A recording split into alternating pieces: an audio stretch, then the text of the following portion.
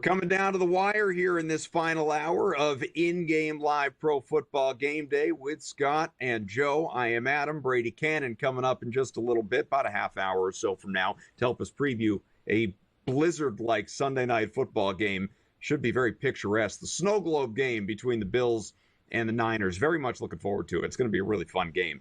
But fun games right now as well. Winding down. Fourth quarter's here. 4.5 to go, just south of 5 minutes to go.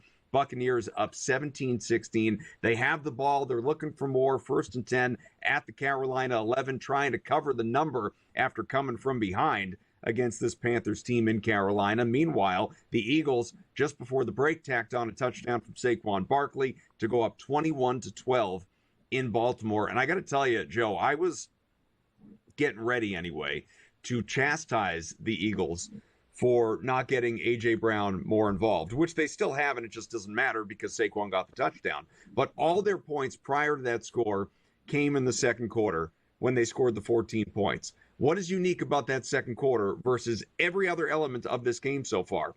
In the second quarter, we saw A.J. Brown go for 5 catches and 66 yards. In every other quarter combined, he has 0 catches. I'm not sure he has any targets, maybe 1. 0 yards, obviously. A.J. Brown has been completely uninvolved in every quarter other than the second quarter, and that was, in my mind, directly leading to no offensive output, at least until we just got that Saquon TD. Yeah, you're right. It does correlate there from those quarters you were looking at to the quarter. I don't know. It's like you can manipulate every single trend, but that trend makes sense. Like what you said, Adam, there. I was just looking at Saquon Barkley's rushing yards here because if the Eagles get the ball back, we know he's going to try to eat up time on the ground. That number is 90 right now. It's 109.5 to the over. It's minus 110. So I was looking at reinvesting in that. What do you guys think of any of these props right now? We know Lamar and company are going to have to pass that ball, get things going. We know the Ravens can't risk trying for that field goal. It's just not happening today. This would be such a different game. If the kicker hadn't missed 3 field goals, the Ravens would be sitting up and nice and comfortably in this game. I really do think that touchdown still has to come. I'm still looking at Lamar to be able to get it done. Scott, where are you looking here? I tell you, Joe, that's not a bad little play on Lamar passing. He's got 2:03. They have 3rd and long. I don't know if they would go for it or not, but there's 7 minutes left. I doubt Philadelphia's going to be able to run out a full 7 minutes with Baltimore having 3 of their timeouts, right? So they're going to get the ball back, and they're going to be in a classic, oh, by the way, down 9 defense. Philadelphia lay back a little bit. So I like that. They just bumped to 10 more yards.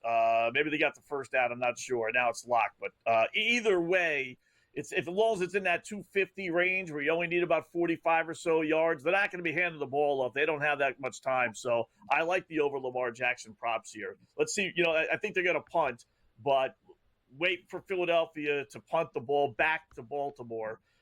It's at 252.5. Maybe it'll go even lower if the Eagles take 2, 3, 4 minutes off the clock. But either way, I think Lamar's going to get to 250. I agree. 3:15 to go, fourth quarter. Buccaneers, Panthers, and Eagles, Ravens, of course, as you noted. Ravens with the ball, 4th and 8. Baltimore 42 in need of a conversion here. I would assume. I mean, yeah, 6:18 to go. Down by 9 points. You have to go for it here. And obviously, if you turn it over on downs, so be it. But, you still need multiple scores in this contest right now. So that last touchdown out of Saquon Barkley, I think, changes the dichotomy of this game right now. We'll keep an eye on it, obviously. Lamar incomplete to Zay Flowers. So there you go. Eagles turn him over on downs, 1st and 10 from the Baltimore 42, practically in field goal range already. And are we at the point now where we concede victory to the Eagles? Listen, I've seen crazy things happen in college football, more so than NFL. But, we saw the Bears, come back after, playing lousy football against the Lions. We saw the Bears 2 weeks ago be down 11 points against Minnesota with under 2 minutes left and send the game to overtime. So, you're going to need an onside kick. You need to have the Eagles not score or score a field goal or less. And then, Baltimore, score a touchdown and recover an onside kick. So I wouldn't, rule it out. I wouldn't be betting on it, Joe. I don't know if you want to, but I wouldn't necessarily say, okay, if I had a money line Eagles ticket, I wouldn't be cashing it right now. I'll tell you that. Yeah, I wouldn't be either because we know they're up, but like you said, there's so much time left on the clock. We still got 5 minutes and change on the clock here in the fourth quarter.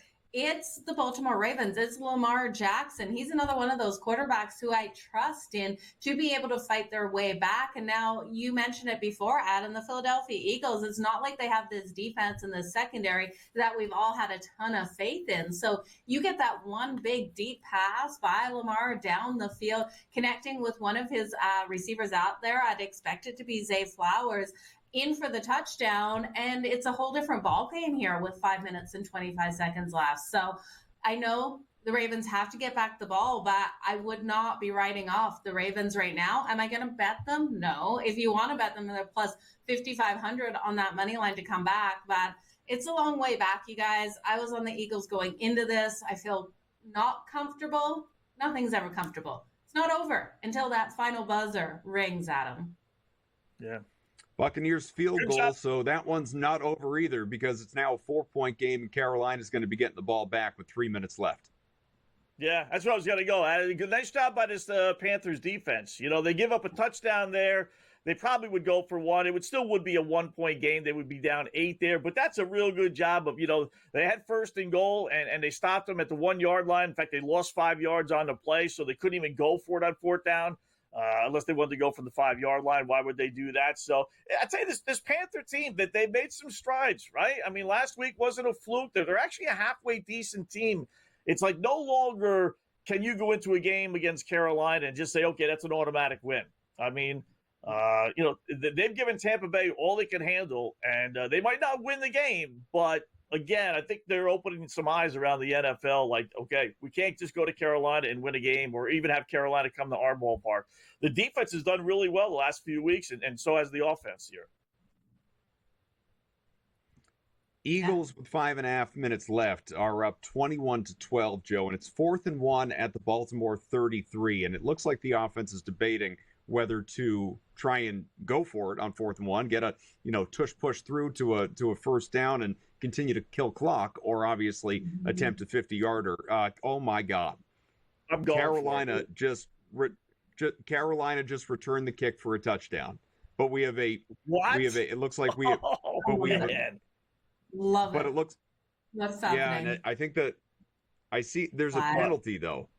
Yeah, there's a penalty though, and that's I think why the penalty's going to return it. Yeah, the penalty's going to pull it back. Yeah, man. How exciting would that have been? No.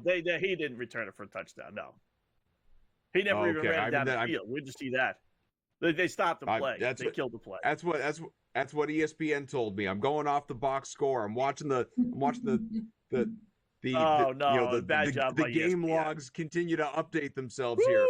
That would have been something. All right, so bring it back to the 40 or stop it at the 40 or whatever. Yeah.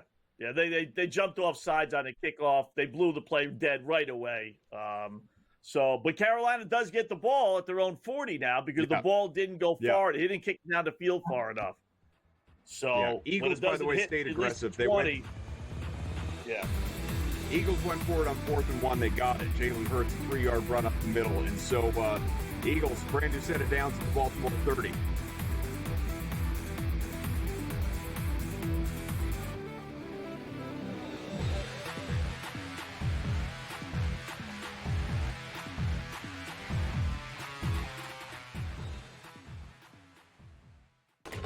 Enter into the magical world of McLuck.com, where even the smallest of spins can win real cash prizes.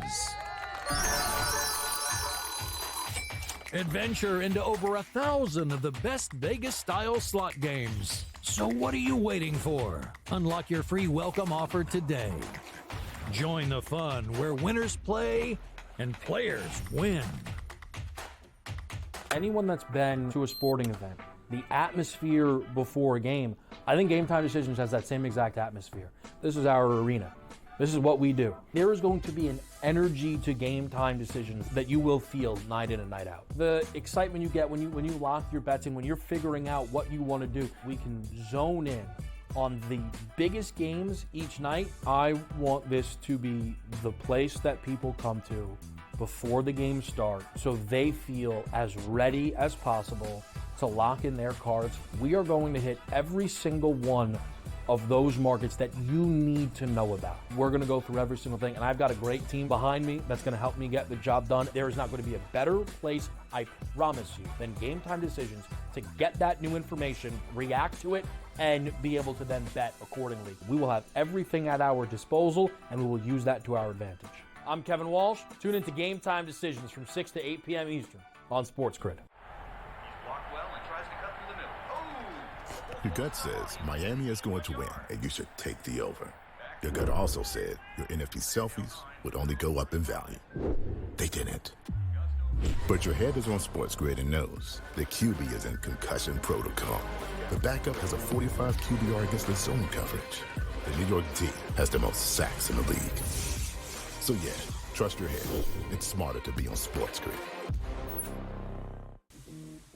Right here with you on Pro Football Today on SportsGrid. Odds in motion, trying to see what lines have moved throughout the week. Never felt more comfortable in this set than I do for this year. I am ready. I'm just getting angry. The hot takes are going to be here all long, people. What in the world is going on in Miami, Dom? It's not particularly anything to shy away from just because many people are on top of it. Hot take, hot take. I think this line is asking you once again to take New Orleans. Pro Football Today, only on SportsGrid.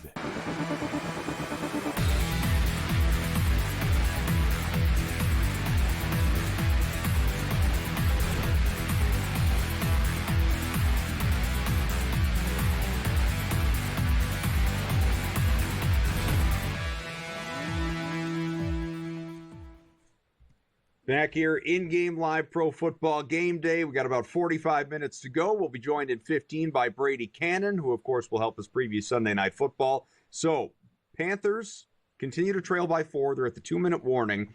They're 1st and 10 right at midfield. Chuba Hubbard, that is the first time I've said his name the entire show, up the middle for 3 yards to complete the first down. So, good on him, obviously, for extending the drive. If you are on Carolina here, although even if you were on Carolina with the points pregame, you're sitting in a good spot. So it's a function of whether you were on the money line or whether you invested throughout the show. But sweating a little bit if you were on Tampa in either position, obviously. Eagles, meanwhile, have methodically moved the chains, and with under 3 minutes to go, are back in the Baltimore red zone. 2nd and 9 here, leading 21-12. So I would say while the Tampa-Carolina game is in question here, Scott, the Eagles have all but decided that one. Yeah, that first down, that was a good go for it, right? You hit the field goal, you go up, 12. You do force Baltimore to need 2 touchdowns versus a field goal and an extra point. But if you get it, you could take 3-4 more minutes off the clock like they're in the process of doing. Even if you don't get it, you're still up to 2 scores. I don't think they would have done that if they were up 7 or 8. They probably would have pushed it to a 2-score game. But since it was a 2-score game, it was a good move, I think, by Nick Sirianni. Words you don't generally utter too often during an NFL season. So I still think there's time for Lamar. As long as Philadelphia doesn't score a touchdown here, you still have time for Lamar to get some, by the way, garbage time passing yards if you end up playing that prop. And they do have limited playing props up right now for him. But so does this put the end, Adam and Joe? I mean, it does for me. 8-5. They're 2 back now at Pittsburgh. They lost to Pittsburgh as well, so they would lose the head-to-head tiebreaker at this point. I think this should put an end to any talk about Lamar Jackson being MVP. I mean, you can't be MVP on a team that's as good as Baltimore is and be 8-5 and not even win your own division. That's true. I'm the wrong guy to that ask, Joe. Yeah. Sorry, I was going to say I'm the wrong guy to ask because even coming into this game, I didn't believe he was the MVP on his own team, let alone the entire league. Right. Derrick Henry, to me, and what he has done this year is, I realize it starts with the quarterback, of course. Like, look at all the success Derrick Henry had in all those years in Tennessee without a star quarterback. How often were we talking about him, despite gaudy numbers, being the MVP of the league? So I get it, but I just think he has been so otherworldly productive beyond expectation for this team that, to me, he is as much a part, if not a bigger part, of where they are right now, which is, as Scott said, about to be 8-5, than Lamar Jackson is. Yeah, I completely agree with what you both are saying, because you look at him out here and Lamar hasn't been as impactful, I don't think, as well as Derrick Henry. So I think it really does end those conversations out here. That being said, we'll see what he's able to do, because if all of a sudden the Baltimore Ravens come back with 2 minutes left in this game and Lamar pulls off that miracle rushing touchdown, they get the onside kick, and then we're able to see Lamar pass one in and get a touchdown and win this game, he's right back in the talk. So things can flip so quickly. A couple performances here and there do shake a lot of people off him, but he's still a strong quarterback out there on the field. Who do you like for MVP then, Adam? Are you riding with Josh Allen? I'm riding with Josh Allen. I have a preseason ticket at plus 850 on Josh Allen. So that has been my guy from Jump Street, and happy to see what he's been doing with that team, and we'll see what ends up happening tonight. I'll talk out of both sides of my mouth because I'm on Allen MVP for the season, but on the Niners tonight. So I don't want him to be too good tonight, obviously, but yeah, I think he's been exceptional. I get both I guess, professional life and personal life. Congrats, Josh, on the engagement during the bye week.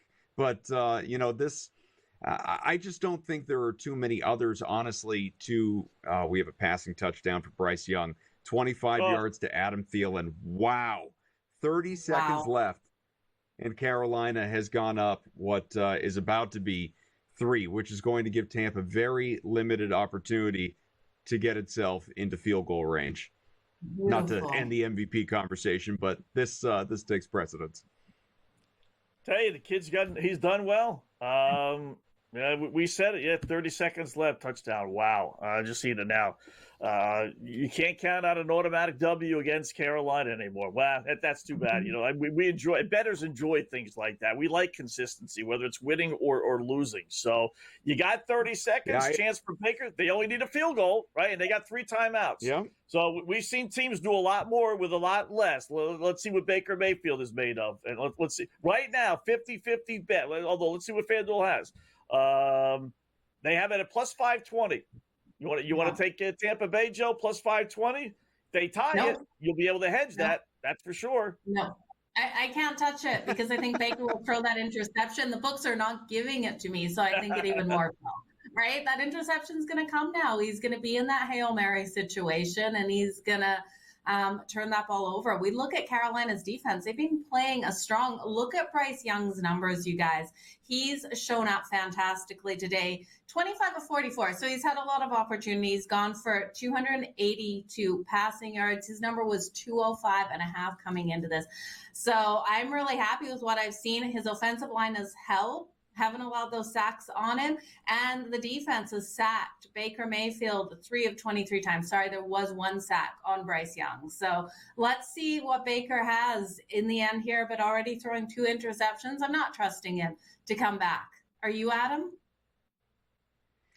I'd like to, in part because I have Tampa money line in a big parlay that I was just before that drive looking at, and I never cash out, but I like to look at what what it is, and before that drive for Carolina, as Philly tacks on a field goal to go up a dozen with a minute left, I had basically a 50% of the winnings cash out, well above the investment, and thought about it, didn't do it, and so I will be passionately rooting on Tampa Bay here, but no, with 30 seconds left, I don't think it happens.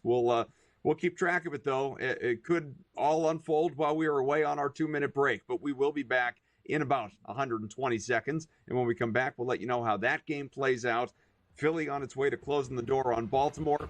And Mike Evans picked up 15, 1st and 10 at the Tampa 45. We'll see.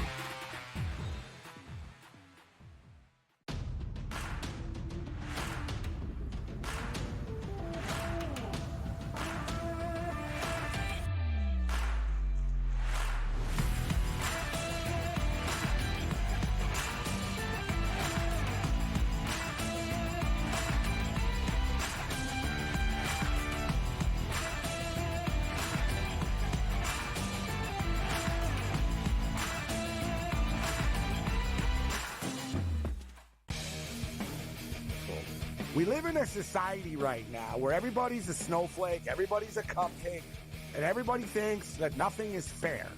Everything is like, it's not fair. We should have a better chance. We need more. You know what? I'm old enough to remember when you needed to have a perfect goddamn record to win a college football championship. That's the way it was. 11-1, too bad. Sports Rage tonight, only on SportsGrid. Grandma Bear, who owns the football team, probably comes in, gives a little, oh, man, you're such a good little boy out there. Congratulations, the way you coach this football team. I'm never going to fire you. Told me I missed you. Pinching your own cheek? As I was looking down and did not know we were getting... Oh, Donnie, you got such a good show there with that guy named Ben. Like, that's what your grandma would do to you when you go see her on Thanksgiving or Christmas, The Early Line, only on SportsGrid. Together, both Devontae Adams and Garrett Wilson had huge nights. Aaron Rodgers loves the two big targets, and he says if this is going to happen, going to be very tough on the defense to decide who they want to go after. Adams and this kid, Wilson, I won't deny what they can do, but nobody else does jack. Pharrell Coast to Coast, only on SportsGrid.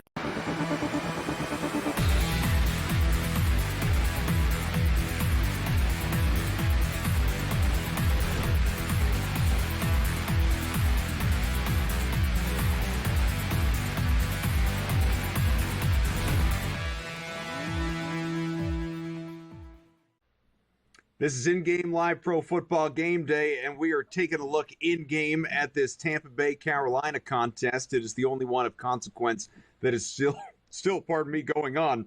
A minute to go. Eagles-Ravens. That one is a 24-12 game in favor of Philadelphia, and again, all but over after the latest field goal. But 23 seconds left. Tampa with the ball. 1st and 10 on the way from the Tampa 45. As I'm looking at it right now, trailing by 3 after Bryce Young's touchdown to Adam Thielen, and Mayfield has his team out to the Carolina 43 now, 1st and 10, and just 6 seconds left. So obviously, it wouldn't be the historic field goal try that we saw from Joey Sly earlier if they did go for it. I think they got time for one more play before they would have to try for that, if they tried for that. I don't know what the game plan would be here, Scott and Joe, whether you go for that, again, 60-yard make, which is not unprecedented but very difficult, obviously, or, you just take your shots for the end zone because you've got very little clock to work with here. This would only be a 50-yarder. They got it at the maybe I'm seeing a play ahead of time. Yeah, right you might get a play ahead of me then. I am. Yeah, my bad. Okay, yeah, I am. You're right. This would be about a 57-yarder if they got it.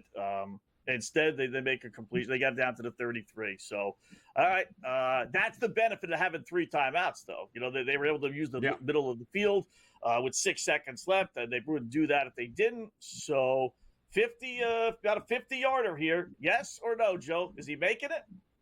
I say no because I need a yes. Come on, little positivity here. Let's root on AJ to cash the full ladder on Bryce Young yards. That's true. Our producer has got we got overtime. Scott, you bet overtime in this game. You called overtime 23 in the second quarter. He hit it. Hit the 50-yarder. It's good. Wow. It's good. How about that?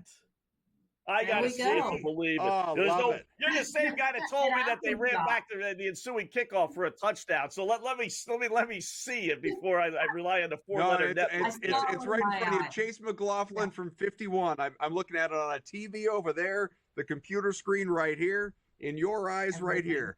Wow. 23 all. Buccaneers up. All right, good. Overtime.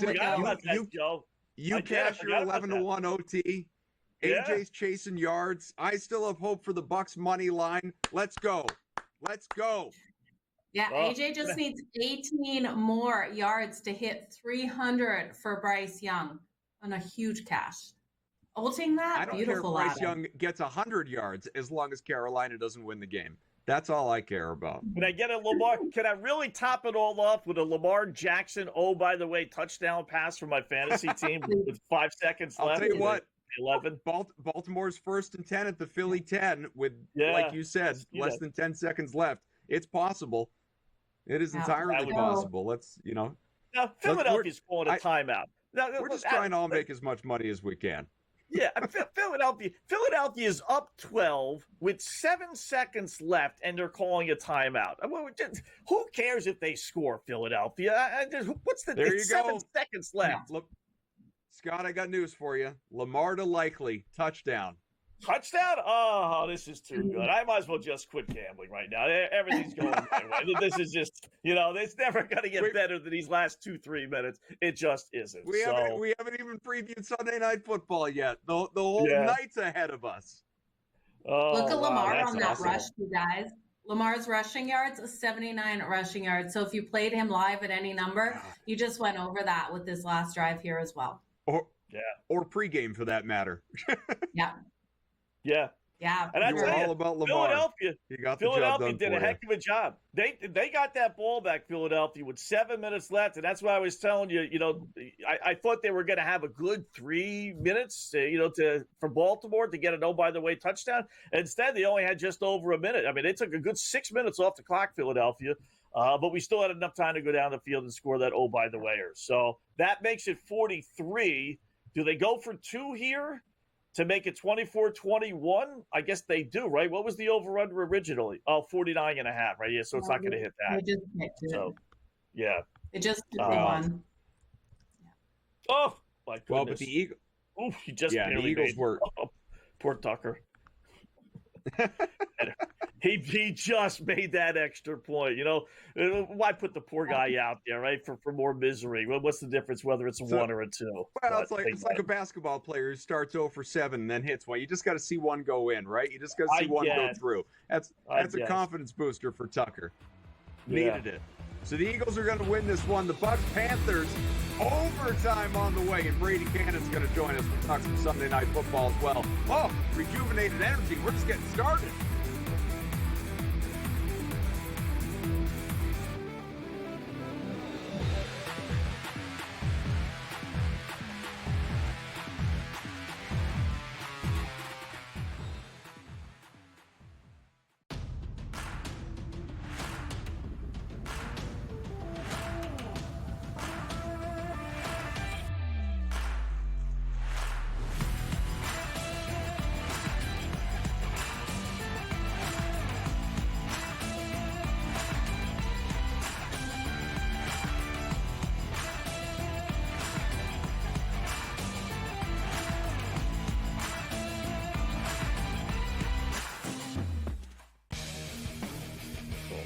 We live in a society right now where everybody's a snowflake, everybody's a cupcake, and everybody thinks that nothing is fair. Everything is like, it's not fair. We should have a better chance. We need more. You know what?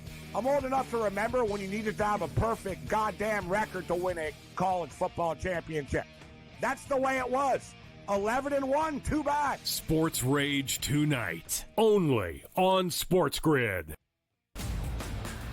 Grandma Bear, who owns the football team, probably comes in, gives a little, oh, man, you're such a good little boy out there. Congratulations, the way you coach this football team. I'm never going to fire you. Totally, I missed you pinching your own cheek as I was looking down and did not know we were getting. Oh, Donnie, you got such a good show there with that guy named Ben. Like, that's what your grandma will do to you when you go see her on Thanksgiving or Christmas, The Early Line, only on SportsGrid.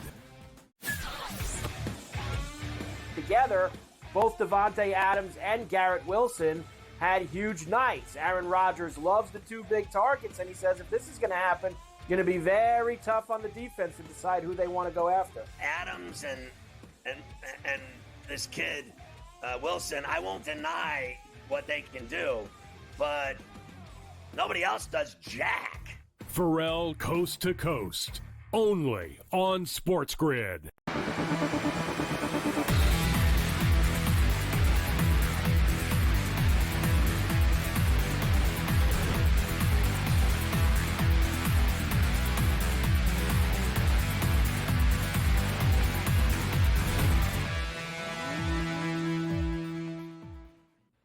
A very busy Sunday, maybe not quite as busy as normal in a non-bye week, given that obviously we had the 3 games Thursday, 1 on Black Friday, but busy, chaotic, fun, no less. And we still have one game in the afternoon window that is not done yet, saving maybe some of the best for last. The Buccaneers and the Panthers, 23 apiece in overtime. It's Bucs ball, 1st and 10, Carolina 40. We'll keep you posted. And Sunday Night Football between two really good teams, one with a really good record, the other not so much. Maybe they're not a good team. In my mind, they are. I'm rooting them on. The Niners, Bills, and snowy Buffalo. We will preview that. Here to join us and talk about the day, our good friend Brady Kannon, who is, of course, a regular here on SportsGrid. We quad box. Brady joins me, Scott, Joe. Brady, great to have you here. How's the day going for you? Pretty well. We were just talking there backstage before we came on. My betting has done really well. I'm 3-1 in my bets, but I'm kind of hoping for the Monday Nighter to come through to go 3-2 in these contests, the Westgate Super Contest and the Circa Million. I've got one ticket in the Circa Million where we're looking at a 4-1, but we're not really doing too well in that contest, so it doesn't matter as much. I mean, there's just the ebbs and the flows and the highs, and it's hard to really, get that perfect fit where the contest that you really need to hit that 4-1 or go 5-0.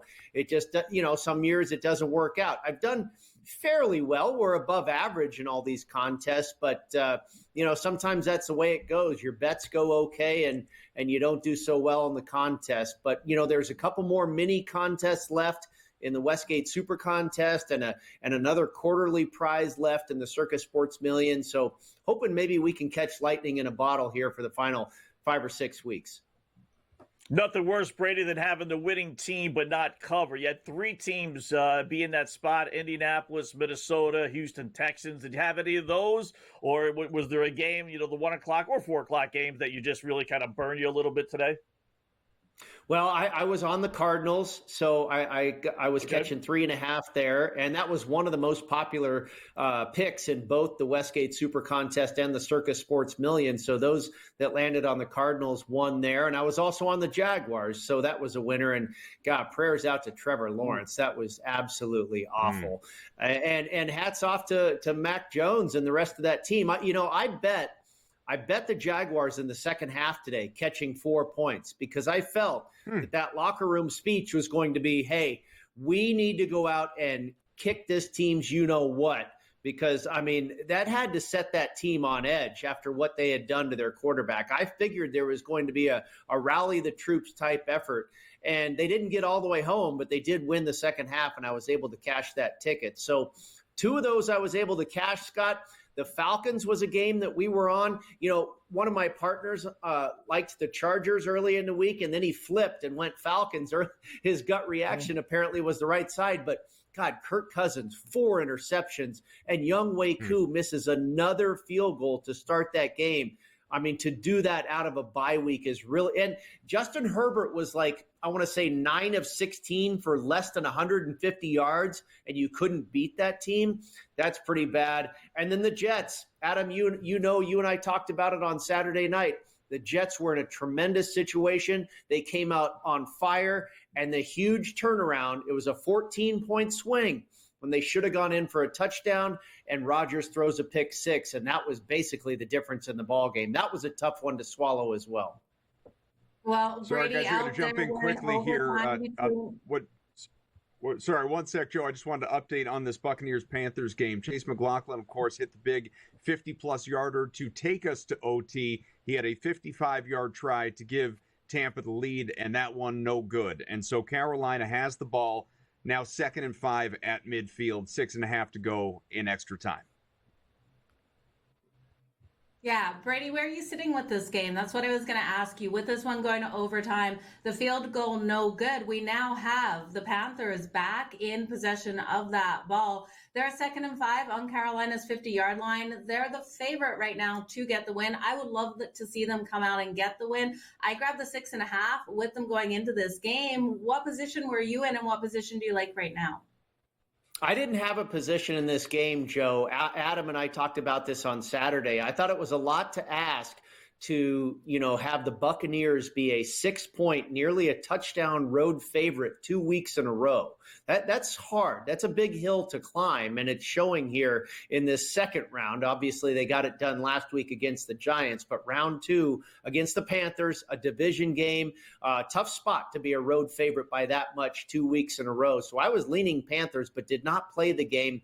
I am rooting for the Panthers to win this one outright because I'd like to see a little bit of carnage in Circa Survivor. It was the second most popular pick, tied with the Bills and the Broncos. The Commanders were the most popular pick for the second straight week in a row. They get home this week after falling to the Dallas Cowboys last week, but they win, and those people advance 13 entries in Circa Survivor, but 11 with their hearts in their throat right now with the Buccaneers. And I know our colleague here that appears on Gabe's show on Wednesday nights, he comes on right after me, Paul Bovey, still is alive in Circa Survivor. And I know he doesn't have the Bucs because he used them last week when they took on the New York Giants. We were talking about that role of the road favorite. So Paul has advanced. I know he had the Lions on Thanksgiving. But I'm a little bit conflicted here because I know our boy Scott has the under the season win total on the Panthers at 5.5. But I tell you what, Scott, even if they get this victory, I don't know if they're going to get to 6 wins on the season. I think you're still okay. Yeah, I hope so. They look good these last couple of weeks, so it's not automatic losses for them. We were talking about earlier in the show, Brady. They got some winnable games. They're not going to win next week at Philadelphia, but they got Dallas at home. They got the Cardinals. They got these Bucs again, and they got a Falcons game to close out the season that theoretically could mean nothing for Atlanta. So you're right. You're asking for a lot, 3 wins here in the final 5 weeks, 6 weeks, but since I'm on the other side, it could happen. That is for sure. Well, what do you Brady, think? You mentioned it. Oh, go ahead. Go ahead, Adam. Well, I was just going to say, I wonder what you guys think. The Arizona Cardinals, this team is, you talk about, some winnable games for the Panthers. They really should have beaten Minnesota today. This team is tough, man. They're good. I like watching them. Kyler Murray's been great. Trey McBride is tremendous. James Conner. I think Jonathan Gannon, quietly you could give this guy the under the radar Coach of the Year award probably a couple of years in a row. We just saw an amazing one-handed catch out there by the Carolina Panthers. Number 19. Yeah, Adam Thielen. Yeah, that's amazing. Thielen's been exceptional. He's 8 for 99 with a touchdown today, Adam Thielen. We saw the rapport between he and Bryce Young last year, and there weren't too many guys that Bryce Young had a rapport with.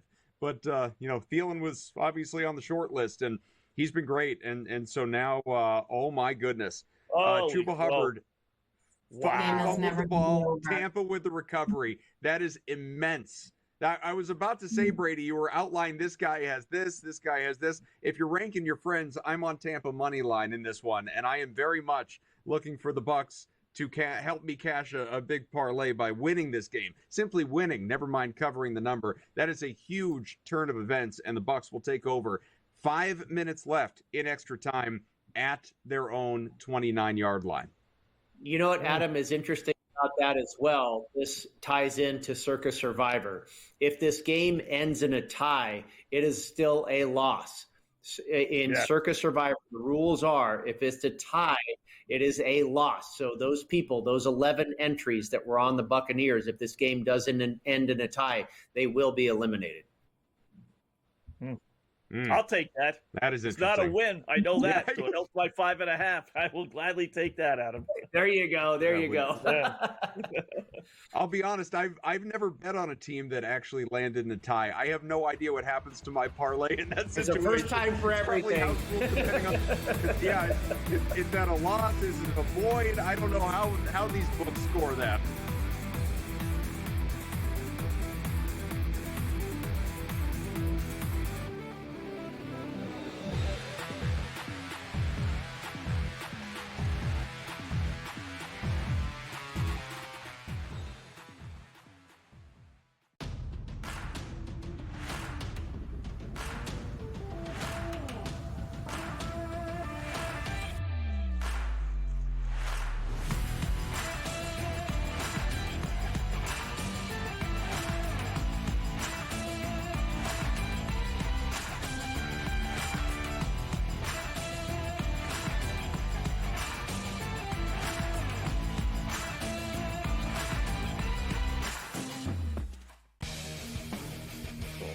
We live in a society right now where everybody's a snowflake, everybody's a cupcake, and everybody thinks that nothing is fair.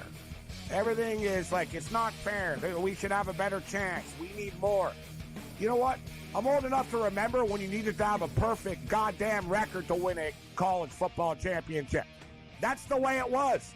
11-1, too bad. Sports Rage tonight, only on SportsGrid. Grandma Bear, who owns the football team, probably comes in, gives a little, oh, man, you're such a good little boy out there. Congratulations, the way you coach this football team. I'm never going to fire you. Fortunately, I missed you pinching your own cheek as I was looking down and did not know we were getting. Oh, Donnie, you got such a good show there with that guy named Ben. Like, that's what your grandma would do to you when you go see her on Thanksgiving or Christmas, The Early Line, only on SportsGrid. Together, both Devontae Adams and Garrett Wilson had huge nights. Aaron Rodgers loves the two big targets, and he says if this is going to happen, going to be very tough on the defense to decide who they want to go after. Adams and this kid, Wilson, I won't deny what they can do, but nobody else does jack. Pharrell Coast to Coast, only on SportsGrid.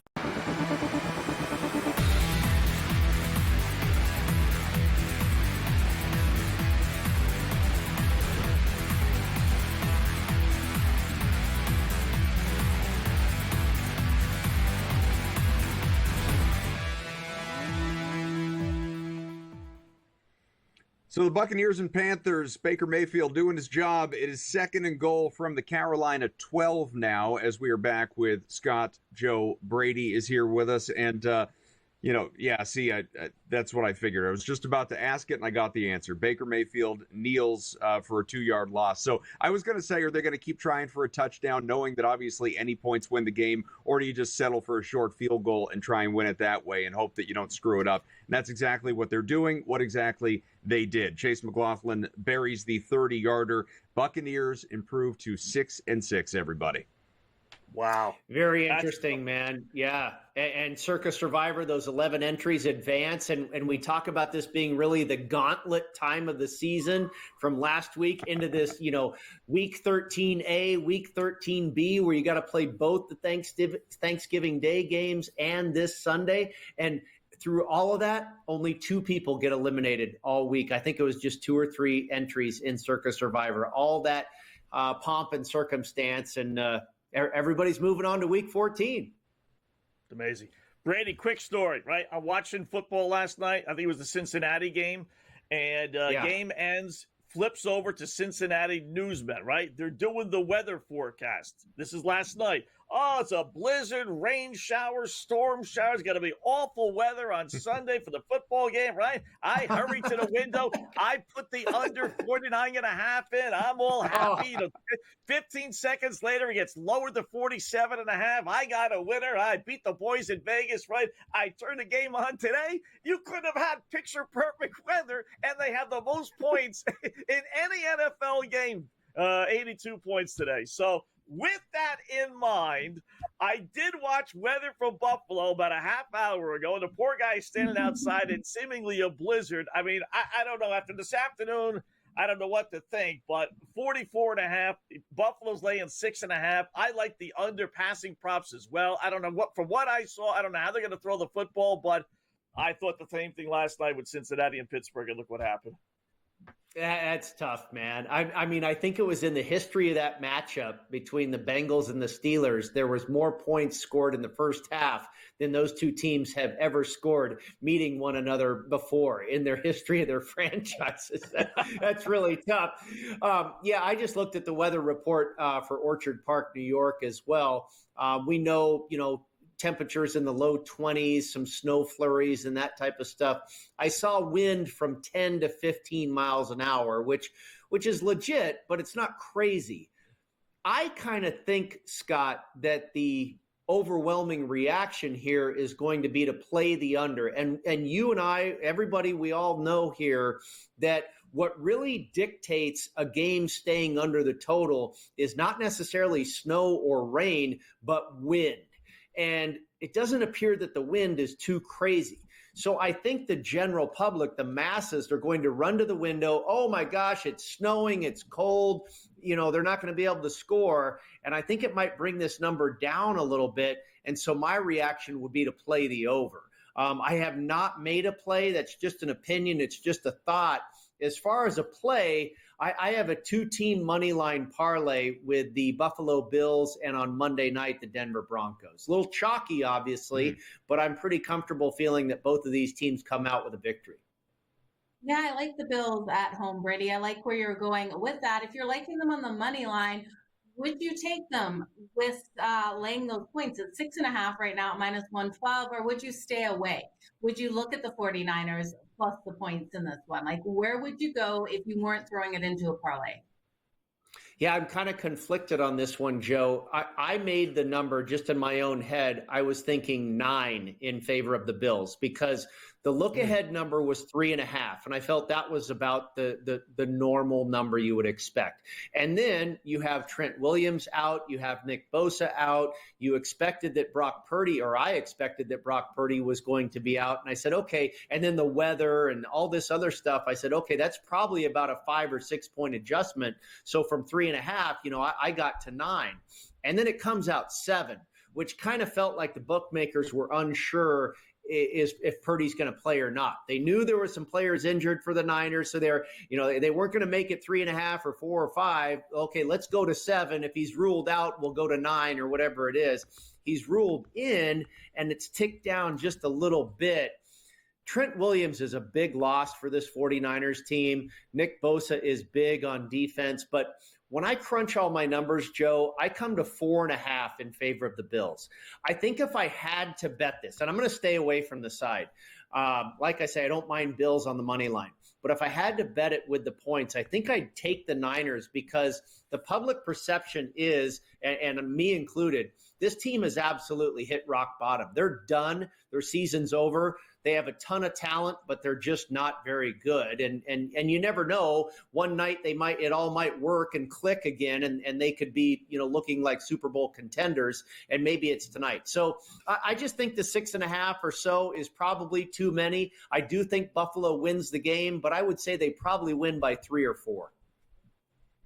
I am invested in the Niners and also sprinkled the money line because, as Brady and I talked about on the show last night, desperation factor, man. I am looking for that, and I want to see a response out of the Niners. But let's get into some of the prop market here. There are 2 plays in particular that are completely unrelated to one another anyway, but sort of in a similar vein in that I'm looking for rushing, especially in this weather, this blizzard-like condition that we're expecting here that I'm fascinated by. One, Josh Allen, over 33.5 rushing yards, and you could also go under 39.5 at another book. That's DraftKings versus Caesars. If you want to attempt to arbitrage the thing and look for a middle, go ahead. But I like the over on Allen's rushing prowess in this one, Brady. And on top of that, Christian McCaffrey, anytime touchdown is even money on Fanatics. I know that he has not been the explosive CMC since coming back from the injury that we're used to seeing. But last year, anytime touchdowns for CMC were, minus 275. Even money in a game that I think he's going to be heavily involved. Yeah, that's very interesting. The Niners have been awful this season in the red zone because of the absence of McCaffrey, whereas last year they were number 1 in the league in the red zone. So that one smells a little funny. It seems too obvious, too good to be true. Until he scores, Brady, until he scores. Brady Kannon on Twitter at Las Vegas Golfer. Thank you, sir.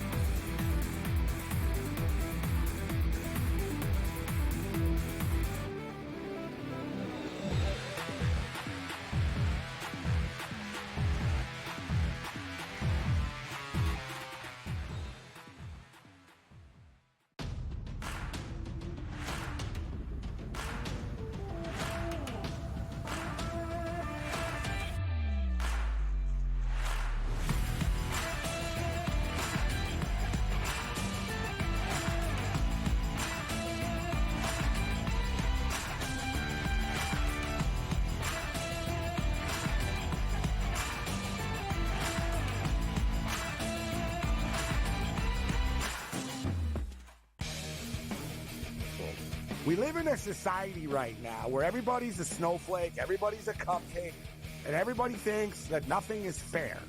Everything is like, it's not fair. We should have a better chance. We need more. You know what? I'm old enough to remember when you needed to have a perfect goddamn record to win a college football championship. That's the way it was. 11-1, too bad. Sports Rage tonight, only on SportsGrid. Grandma Bear, who owns the football team, probably comes in, gives a little, oh, man, you're such a good little boy out there. Congratulations, the way you coach this football team. I'm never going to fire you. Totally, I missed you. Pinching your own cheek? As I was looking down and did not know we were getting. Oh, Donnie, you got such a good show there with that guy named Ben. Like, that's what your grandma would do to you when you go see her on Thanksgiving or Christmas, The Early Line, only on SportsGrid. Together, both Devontae Adams and Garrett Wilson had huge nights. Aaron Rodgers loves the two big targets, and he says if this is going to happen, going to be very tough on the defense to decide who they want to go after. Adams and this kid, Wilson, I won't deny what they can do, but nobody else does jack. Pharrell Coast to Coast, only on SportsGrid.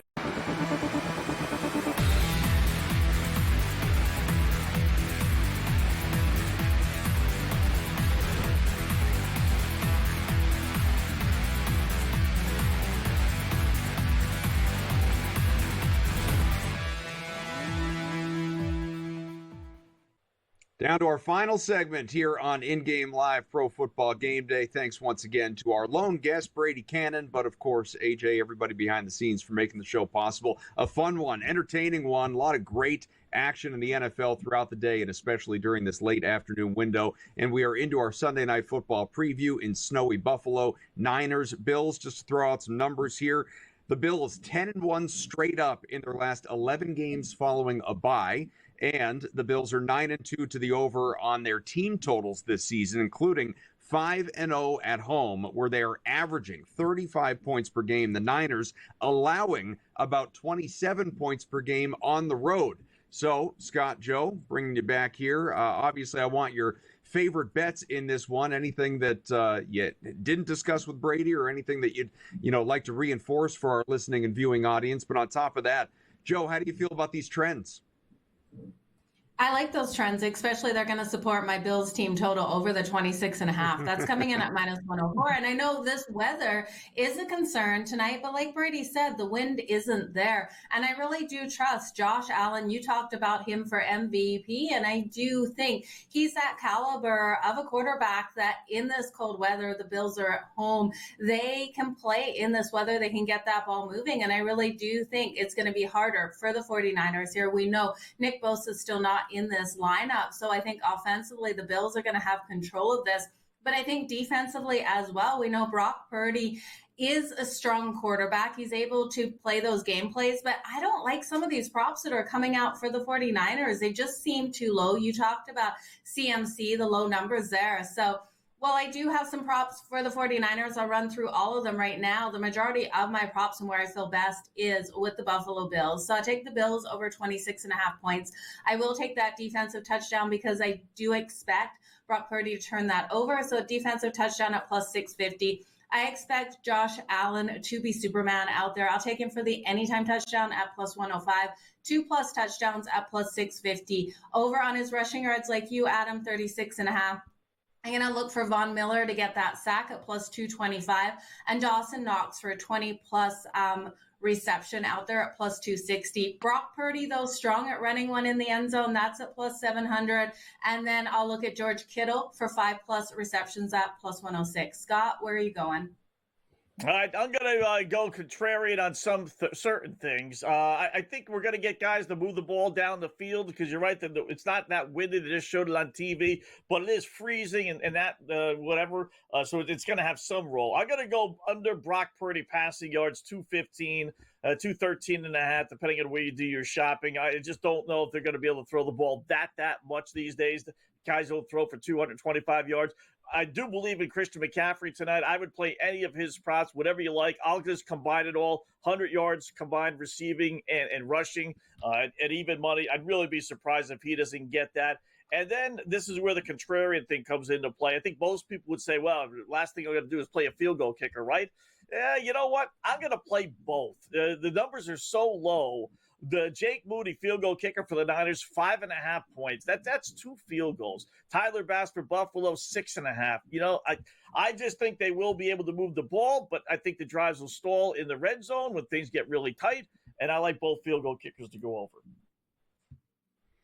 Any big takeaways from either of you before we're out of time from, what we witnessed today? Obviously, I think that in some ways there was a lot of chalk, even though it was awfully sweaty on the way to getting there. Wasn't a lot of necessarily covering the spread, but in terms of whether it's just what we saw today and how you'll bet next week for teams that are playing and not on bye, or what it does to the playoff picture, Scott. Yeah, a couple of performances really kind of stood out, right? I'm happy for Washington and Jalen Daniels. I'm rooting for them. They had lost 3 in a row. They really need to put a spanking on Tennessee, and they did, 42-19. He played great. More Aaron Rodgers stuff, Joe. I mean, it's just watching him for the umpteenth time. He's got the ball at the end of a game, needing a touchdown or a field goal to win, and he fails to come through. You want to blame the offensive line, everybody else, go ahead. But the bottom line is this guy's been so successful in that role throughout his career, and he has been awful in that role this season. Yeah, he's been absolutely awful in that role. And you look at Cousins throwing those interceptions, and the Chargers defense really showing up again in a low-scoring game. They were able to get the pick sixes, and it was a Steelers day. You always bet the Steelers when they're a dog. I still wonder why we ever question it, if I can get the words out. 44-38 over the Bengals, Adam. I can't believe we live in a universe where Russell Wilson is still throwing for upwards of 500 yards in a game. That is Mike Tomlin's greatest achievement, if I've ever seen one. Thanks to AJ, everyone behind the scenes, Scott, Joe. I'm Adam. Go nowhere. SportsGrid programming continues for a sweat and preview of Sunday Night Football.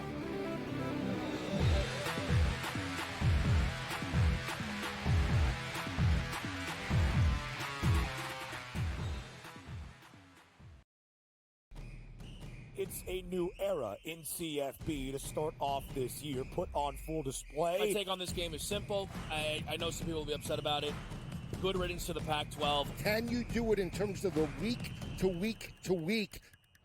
I don't see a pathway for this team to miss the college football playoffs. We want to make sure you have those best bets in the entirety of our betting cards. That was again! But he had that program was already going there! Only on SportsGrid. Tatum has fixed that hitch. He now shoots it at the top of his jump, his release is really pure. And right now he's shooting it at 49% from 3. Now, I'm not saying you can shoot at 49% from 3 for the season.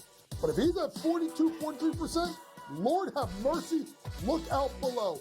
Jason Tatum, right now, my number 6 player in the NBA. Betting above the rim. Only on SportsGrid. Right here with you on Pro Football Today on SportsGrid. Odds in motion, trying to see what lines have moved throughout the week. Never felt more comfortable in this set than I do for this year. Brady, I'm just getting angry. The hot takes are going to be here all long, people.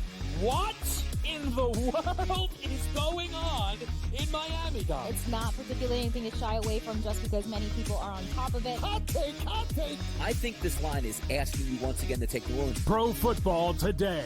Only on SportsGrid. Are you okay with him moving to the head of the class of the Heisman with those 2 games? Because he wasn't even in the discussion before those 2 games. This is a big opportunity for Dylan if he wants to continue to make his case for the Heisman Trophy, and I think he's shown that.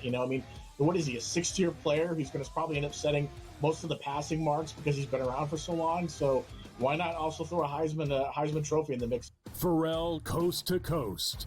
Only on Sport.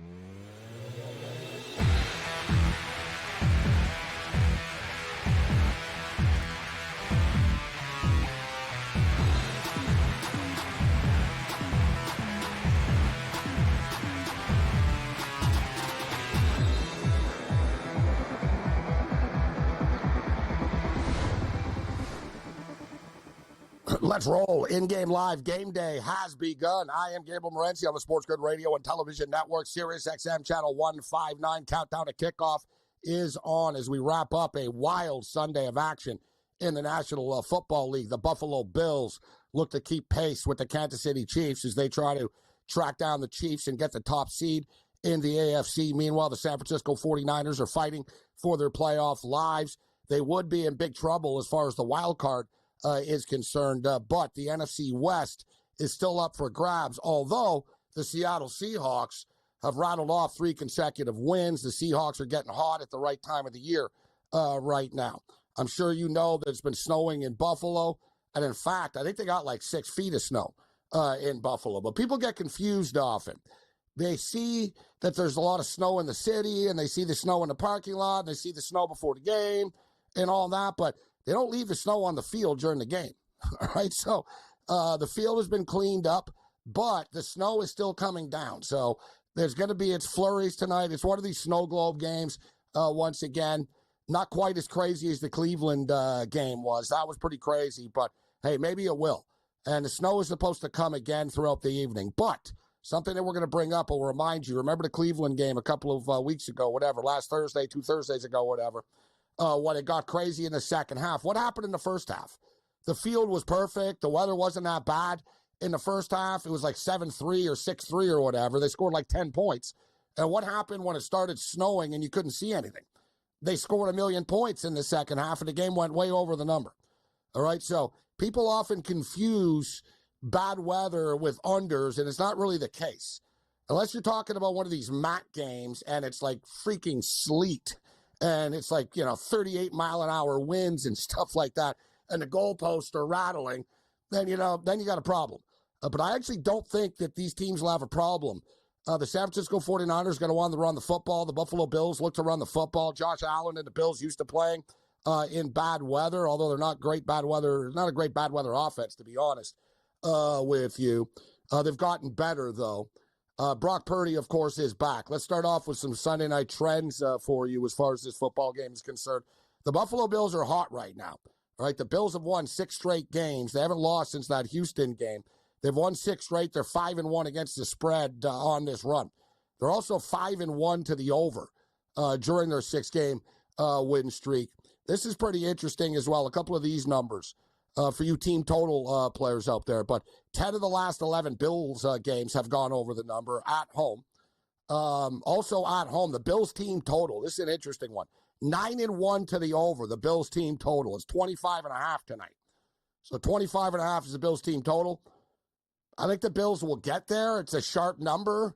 Obviously, would prefer if it was 23.5 and 24 is that key number. But I think you're going to have to score some points to win this football game tonight. But it should be noted, as I stated, the Bills 9-1 to the over as far as their team total in their last 10 home games. Bills 5-1 against the spread against teams with losing records. The 49ers are 1-5 against the spread against teams with winning records. Although San Francisco's numbers are a little bit, it's hard to gauge them due to all the injuries that they've had. But even before the injuries, this is an imperfect football team. The Super Bowl hangover is real. It's finally caught up to them. They've got team chemistry problems a bit, as we've seen Samuel freaking out and punching people. And, they've had practice meltdowns and, dudes wearing headphones and, you know what I mean? It's just they're not a Super Bowl caliber football team right now, right? But this division that they play in, they've got a puncher's chance still. But Seattle are starting to pull away from everybody in this division, although it was a big win for the Rams today. All right, we got the Big E, Eric Cohen, going to join us a little bit later on. Before kickoff, he'll step up and in. He's a Bills fan, TSN Edge. We like to get people on. We're not biased here. We get Kansas City Chiefs fans on. We try to get fans on and media types that are betting on the game that are fans of the teams as well. We got our boy Dave Delano stepping up and in tonight on the program. Mr. Sean Higgs joins us, and Captain Shock, George Kurtz. So we got a full house on the program tonight. Countdown to kickoff is on. So as far as our best bets are concerned, those of you that have been following me today and seen our videos and followed us on X today, red hot scorching. We've hit literally like 4 or 5 first touchdown score props of the day Yet we all know what it's like when you're a gambler. We'll be disappointed. You're only as good as your next bet. Who cares what happened earlier in the day? So, like, we're hell-bent on getting this first touchdown score right tonight, but you can't play everybody, right? And the thing is, the Buffalo Bills are so good, and one of the reasons why they're good, they're diversified, right? Some teams like Joe Burrow's thrown it to Jamar Chase. You don't really know where Josh Allen's thrown it to. He doesn't really know. We know he'll dump it off to Shakir, but, when it comes to touchdowns, Josh Allen can run it in himself. James Cook has been racking up touchdowns this year. Dalton Kincaid is always dangerous, but he's out of the football game. So I think Dawson Knox suddenly becomes a hot candidate, actually, for first touchdown score of the game tonight at 12-1. So, listen, do I love the Bills laying this number? No. The Bills aren't, the odds makers know the Bills well. Like, the Bills will play often to what the point spread is when they're laying points. Remember in the first week of the season, they were laying 6 to Arizona. They won by 6. Right? They had a couple of blowout wins against bad teams, the Tennessees and the Jacksonvilles of the world. San Francisco fighting for their playoff lives. I don't like the fact that everybody loves Buffalo tonight, but I think Buffalo can wear them out. But if you were following my picks earlier, we already have Buffalo plus 3.5 and a 10-point teaser. We got really lucky that it's still alive. We had the Rams plus 7.5, but we had over 40 in the Philadelphia-Baltimore game, and it went over the number, over 40 with 3 seconds left. Like, we needed a miracle. We needed Philadelphia to kick the field goal and then Baltimore to score a garbage touchdown, and it actually happened to keep this teaser alive. So I've already got the Bills plus 3.5, but we'll play the Bills -6, -118. I'm not scared of this, it's cold and blah, blah, blah, whatever. This game's going over the number. Let's go over to 44.5 in this football game. We talked about the Bills, 9-1 to the over team totals last 10 home games, over 25.5. I like that play. Bills, over, 7-point teaser tonight. McCaffrey's back. It's not a bad number, -138 to score a touchdown. Let's play McCaffrey to score a touchdown. Let's play Cook to score a touchdown. And let's play James Cook to score the first touchdown of the game at plus 500. Cook at plus 500 and a bonus touchdown prop here.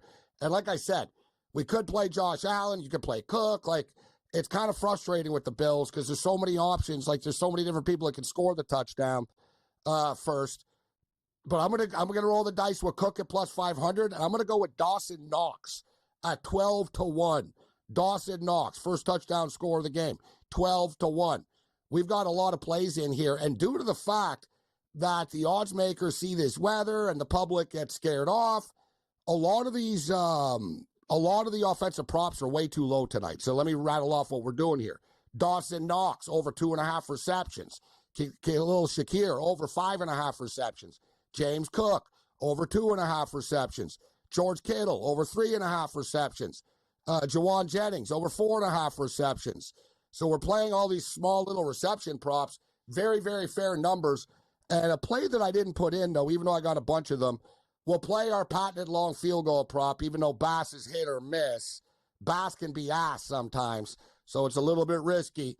But we'll play the long field goal prop just as it bothers me when it hits, and I'm not in on it. And let's get in on Josh Allen rushing yard prop to the over. You know he's going to have to take off at some point tonight. Let's rock. Countdown to kickoff continues.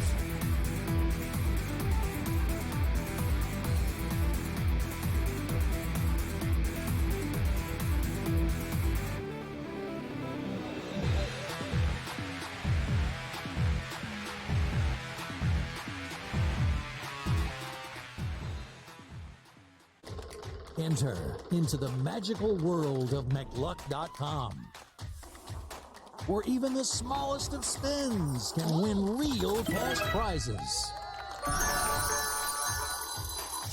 Adventure into over 1,000 of the best Vegas-style slot games. So what are you waiting for? Unlock your free welcome offer today.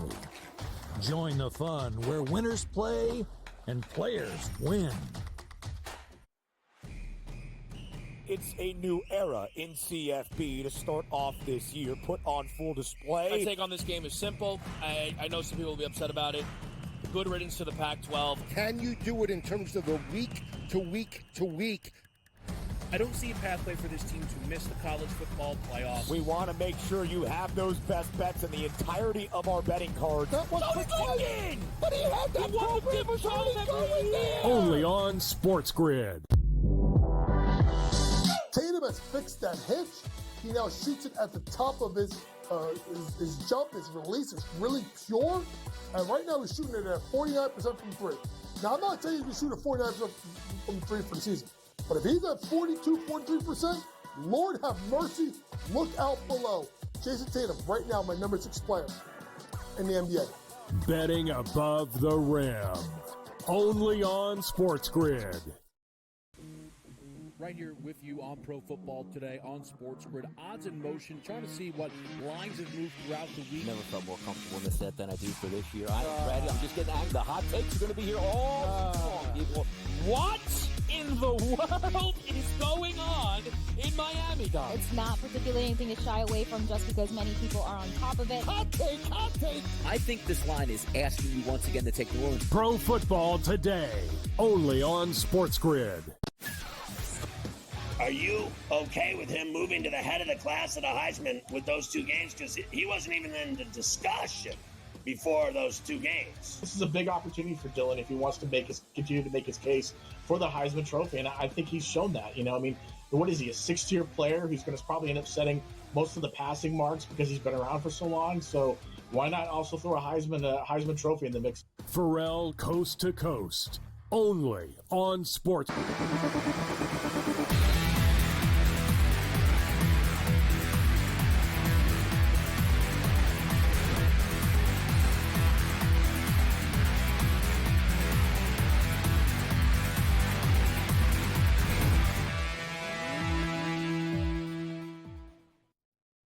Let's roll. Countdown to kickoff continues. Carrie Underwood is breaking the ice right now as we get ready, literally and figuratively, to break the ice in Western New York, the way that God intended Buffalo Bill football to be, snowy. Although the conditions on the field are fine, it's actually not that windy right now, so I actually think that we're getting some value with the offensive props and all these wide receivers and tight ends that are so low. I mean, Dawson Knox. There's no Dalton Kincaid tonight, guys. There's no Dalton Kincaid. Dawson Knox is 2.5 his receptions. Come on. He's catching 3 or more balls. Shakir catches 1 million balls a game. They quickly throw it to him. There's no Keon Coleman tonight. There's no Dalton Kincaid tonight. And then now you got Brock Purdy back. Before, he was throwing to Jennings all the time. Jennings is 4.5. You know, the Bills have hard times with tight ends. Kittle is going to catch like 4 or 5 balls tonight. And hell, Deebo Samuel is 2.5. Like, the numbers are just so low tonight. We just sprayed the board with all those overs that we just talked about. All right, so first touchdown score, we're going James Cook plus 500. We're going Dawson Knox 12-1. Let's bring in the Big E era, Cohen. Cohen, everybody loves the first touchdown score props. And Cohen from TSN Edge in the house, former partner in crime on Sirius XM Channel 98 with us in the old days, HSR days, and a lifelong Bills fan. So, Cohen, first touchdown of the game is always tricky with the Bills because they're so diversified. Who are you going with tonight?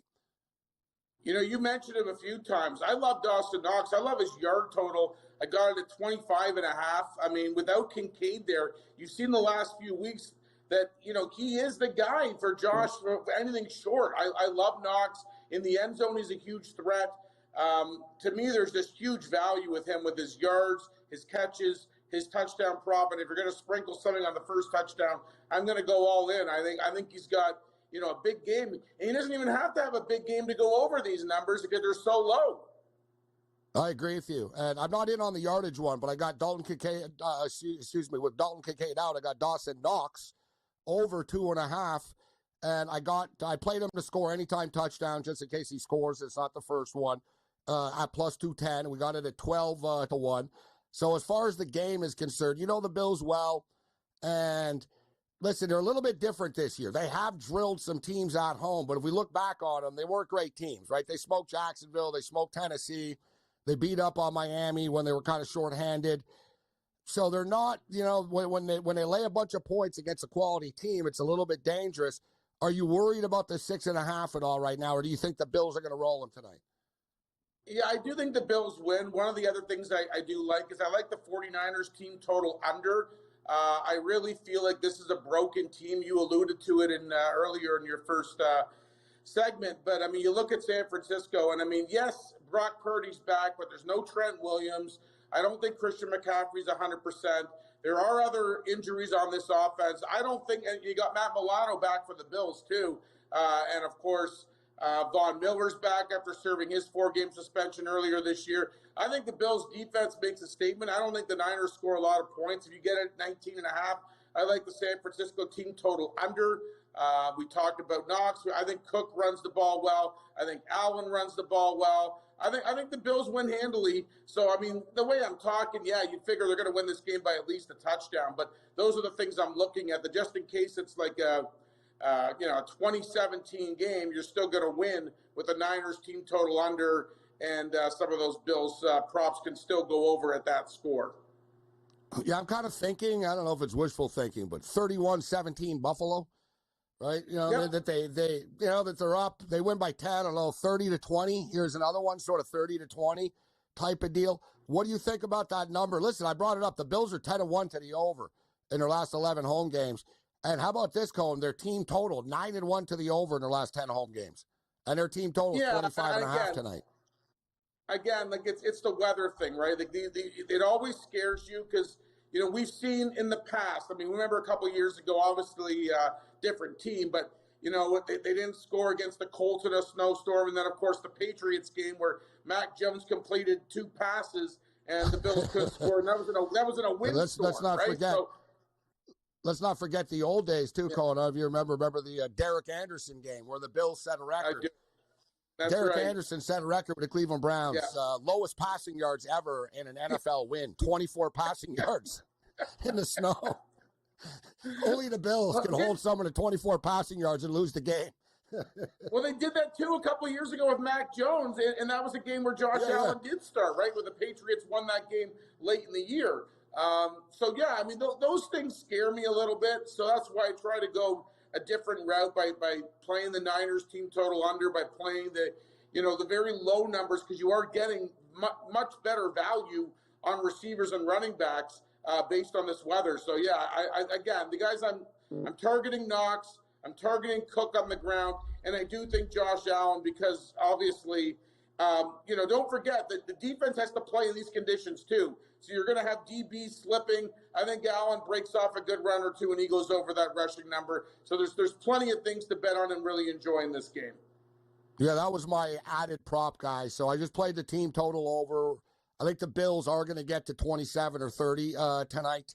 So let's go over the team total at 25.5. And the Josh Allen rushing yard prop has gone up, but you got to believe a couple of times tonight. He's just going to, he's going to take off and he's going to pop a couple of big ones. So it's up to 33.5. And they're showing highlights right now, guys, of a classic San Francisco 49er Buffalo Bill game. And in the early 90s, when the Bills went to 4 straight Super Bowls, the 49ers were like a dynasty too, right? But they kept losing to the Cowboys in the conference championship game. So the Bills and Niner matchup never happened. People every year thought, oh, it's going to be Buffalo and San Francisco. It never happened, and they played in the regular season. And remember, Cole, it was the first game ever. I'm getting goosebumps now. There's Thurman Thomas scoring. It was a big-time game at the time. It was like, they're finally playing against each other. And it was the first ever game, guys, that there was no punts. Remember, Cole, no one punted. They scored on every drive. Everybody scored. It was like the modern NFL in the old days, guys. It was like a freaking track meet, and the Bills beat the 49ers in San Francisco.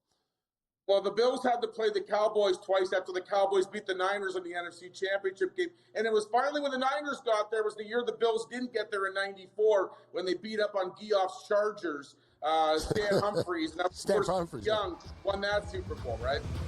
Yeah, Jerry Rice scored a touchdown on the second play of the game. Yep.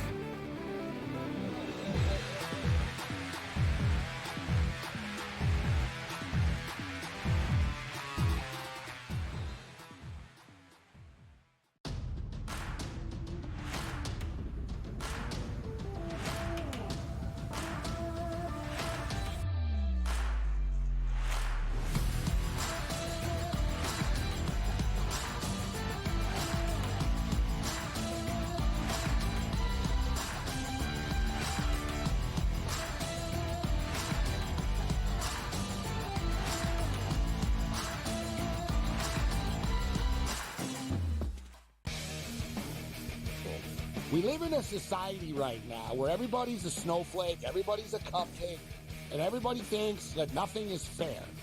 Everything is like, it's not fair. We should have a better chance. We need more. You know what? I'm old enough to remember when you needed to have a perfect goddamn record to win a college football championship. That's the way it was. 11-1, too bad. Sports Rage tonight, only on SportsGrid. Grandma Bear, who owns the football team, probably comes in, gives a little, you're such a good little boy out there. Congratulations, the way you coach this football team. I'm never going to fire you. Quarterly, I missed you picking your own sheep. Because I was looking down and did not know we were getting. Oh, Donnie, you got such a good show there with that guy named Finn. Like, that's what your grandma would do. You go see her on Thanksgiving or Christmas, The Early Line, only on SportsGrid. Together, both Davante Adams and Garrett Wilson had huge nights. Aaron Rodgers loves the two big targets, and he says if this is going to happen, it's going to be very tough on the defense to decide who they want to go after. Adams and this kid, Wilson, I won't deny what they can do, but nobody else does jack. Pharrell Coast to Coast, only on SportsGrid.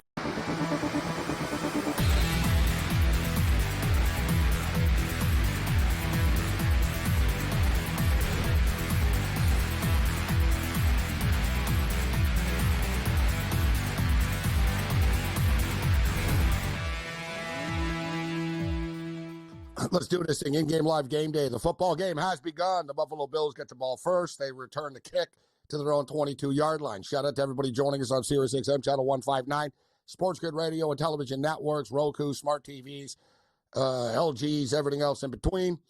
And shout out to everybody in our live chat right now, broadcasting live on X. If you want to join it, go to at SportsGrid on Twitter X, and there's a live video feed with a chat. And our boy Gino in Philadelphia goes, "Let's go Bills. I'm rooting for your team, Rancy, even though you always pick against mine." You know what? I regret picking the Baltimore Ravens today. I really should have been on the Philadelphia Eagles, but it is what it is. We actually had a very big day today, Cohen. We were scorching with touchdown score props, hitting like plus 650s, plus 400s, plus 350s all day with these first touchdown score props of the day. And we did pretty well with our sides today as well. How did you do today? Did anybody, who upset you the most? Who ruined your Sunday today?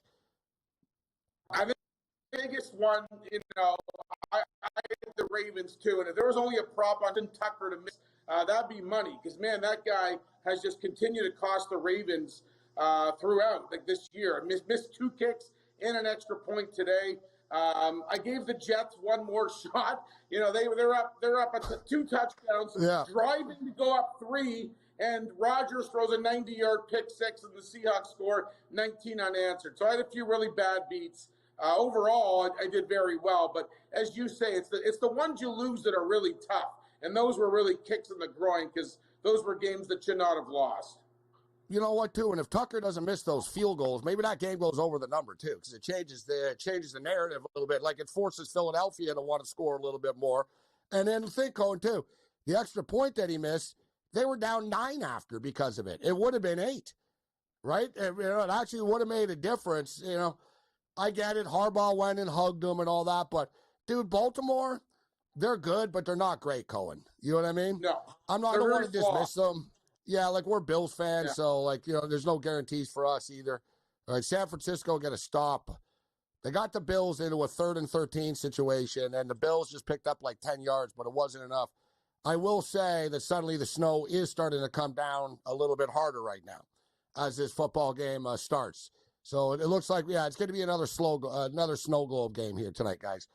And one thing, and you know this, Cohen, going to Bills games as much as you do, I know people in Buffalo are tough and they have fun with the shovels and all. They get the free pizza and stuff, but the Bills are so cheap, bro.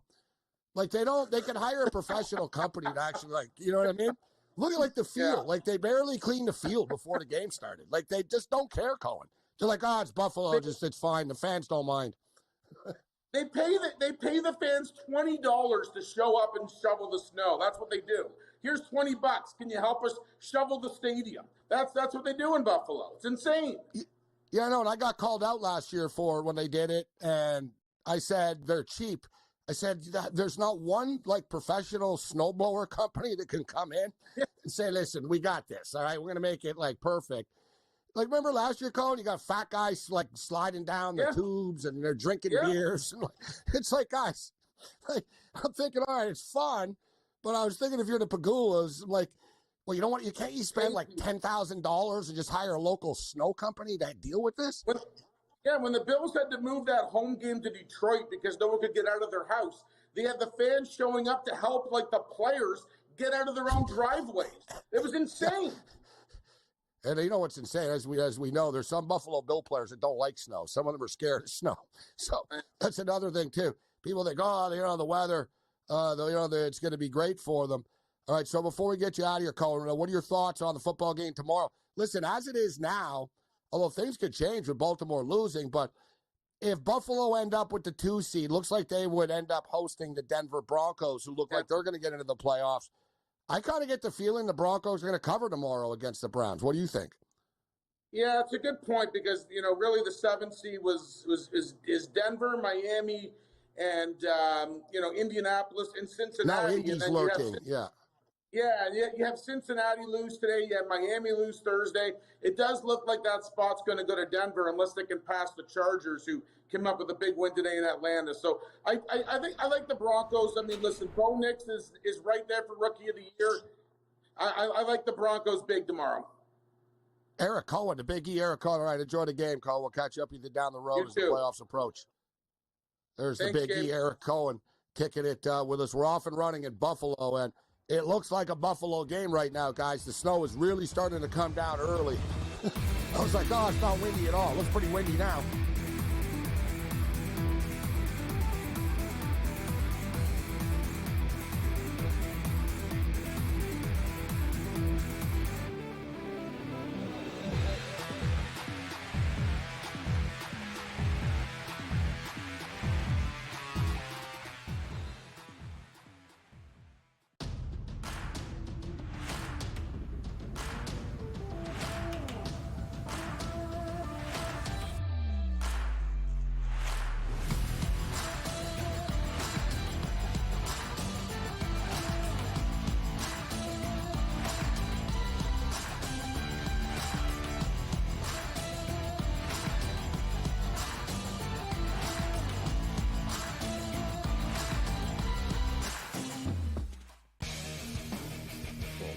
We live in a society right now where everybody's a snowflake, everybody's a cupcake, and everybody thinks that nothing is fair.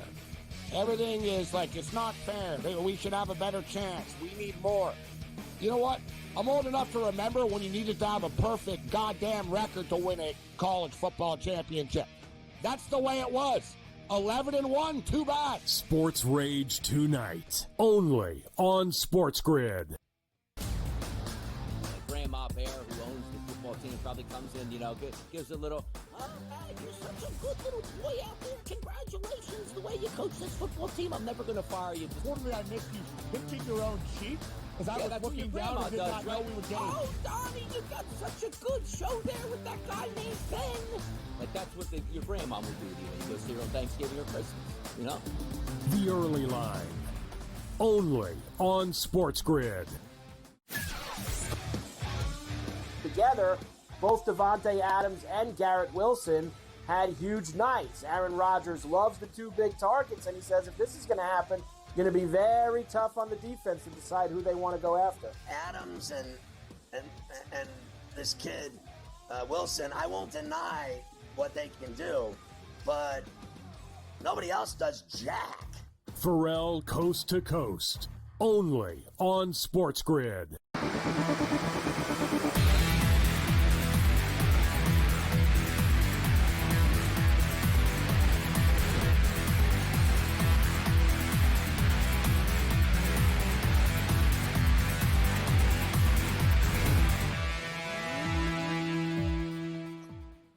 Let's roll. In-game live game day continues. I am Gabriel Morency.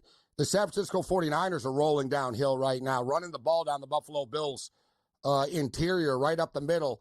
That is one weakness. I sort of had flash. I sort of had a look at I don't want to get too confident as a Buffalo Bill fan, but I was thinking, it's like, man, if we played the Philadelphia Eagles in the Super Bowl, I don't know if we'd be able to stop Saquon Barkley. But Christian McCaffrey's running the ball down their throat right now. It's kind of difficult to tell where the ball is, to be honest. There's a lot of snow on the field right now, but it looks like they're on the 20-yard line, give or take. And I don't have anybody on San Francisco to score the first touchdown of the game. It's always one of these deals when you've got like a bunch of plays. What do you cheer for, right? And we've all been there. I've got this, but I've got that. And I need this, and I need, you know what I mean? It's like I got the over, but I got Buffalo Bill first touchdown score props only, right? So like, when you're all over the place, and what I've come to realize after betting on sports for 40 years is don't worry about it. Whatever's going to happen is going to happen. Just kick back and watch it. Like, you can't control it. So, like, you know what I mean?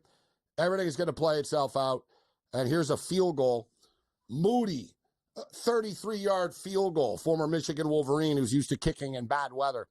So the Bills hold the San Francisco 49ers to a field goal. First touchdown score prop is still up in the air right now. We got a 3-0 football game.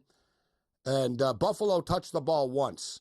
So Buffalo got the ball once. They got forced. They lost a couple of yards. They got forced into a 3rd and 13, and they picked up about 10 yards on a little dump off on the 3rd and 13, but not enough. They punted, and now San Francisco just gets the field goal on their first drive of the game. The new point spread right now is 3.5 right now. So it's 3.5, and the new total is 42.5.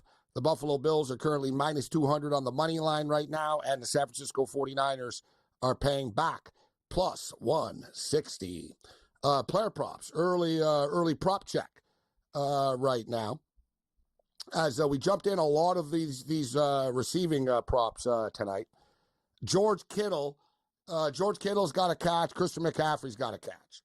So 2 caught balls, 1 from McCaffrey, 1 from Kittle. As far as the rushing yard props are concerned, Christian McCaffrey, 27 yards rushing right now. The new prop right now in-game is 84.5.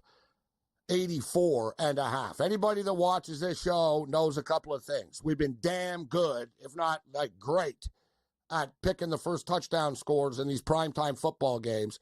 And we've also been damn good at picking some in-game props.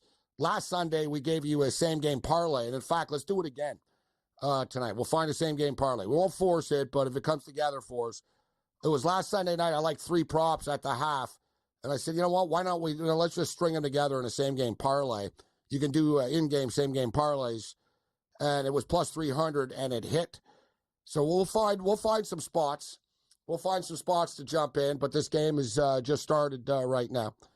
And like I said, I think there's going to be points in this game. I don't think the weather, even though it looks bad on TV, you'll see that there's going to be big plays. It sounds cliche, and people have said it before, but the offense knows where they're going. The defense doesn't, right? So, you know, like when the player cuts and stuff like that, it's a lot harder for the defender to keep up. It's like this snow stuff is actually an advantage for the offense in a lot of ways. As long as it's not too windy and the quarterback can throw the football, and albeit that, you know what I mean, unless you're Tua and like certain players. The thing with Brock Purdy is, this is another thing too. Brock Purdy, he plays for the San Francisco 49ers. Where did Brock Purdy play college football? Iowa State. The Cyclones, who incidentally won 10 games for the first time in school history this year, which I didn't ever realize that. Like, you figured, they must have won 10 games before, right? No, they'd never won 10 games before. So congratulations to Matt Campbell. Great coach, Matt Campbell, former Toledo coach. He was like the youngest coach in college football. It's another thing, too, we bring up with bad weather. Like the Bills, the great Bills teams, the Jim Kelly and Andre Reed and Bruce Smith and Cornelius Bennett and Shane Collin and all those guys, they were very good in the snow. Like it was kind of known. It was like, oh, we're screwed, man. We got to go to Buffalo. It's really snowy, and they're really good in this stuff. Like their kicker makes kicks in the snow. Thurman Thomas is good in the snow. Jim Kelly can throw the ball because he's got a strong arm in the snow. Like the Bills were a good snow team. they're not like a great snow team now. I'm not kidding. Like, there's players on the Bills that hate snow and stuff. Like, just because they play in Buffalo, like, doesn't mean, you know what I mean, that they can deal with it and they like it any better. And you saw, like, the Bills just muffed the kickoff here. They got it back, but a little bit sloppy.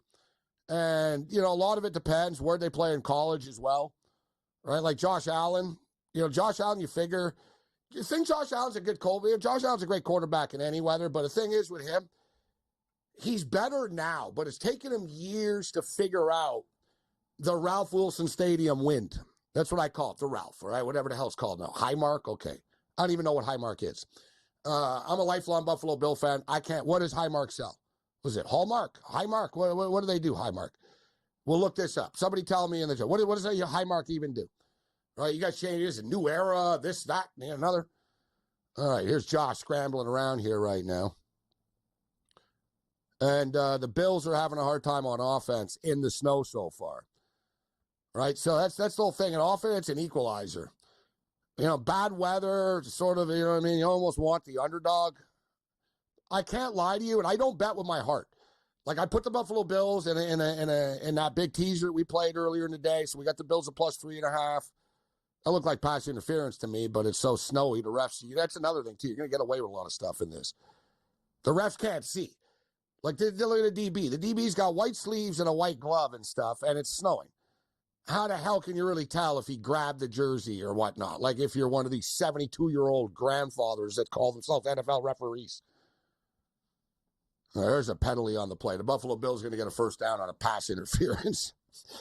You'll notice in these snow games, a lot of the teams, they just sort of heave the ball down the field, knowing what I just said. It's like, wow, the DB could slip. We could get pass interference.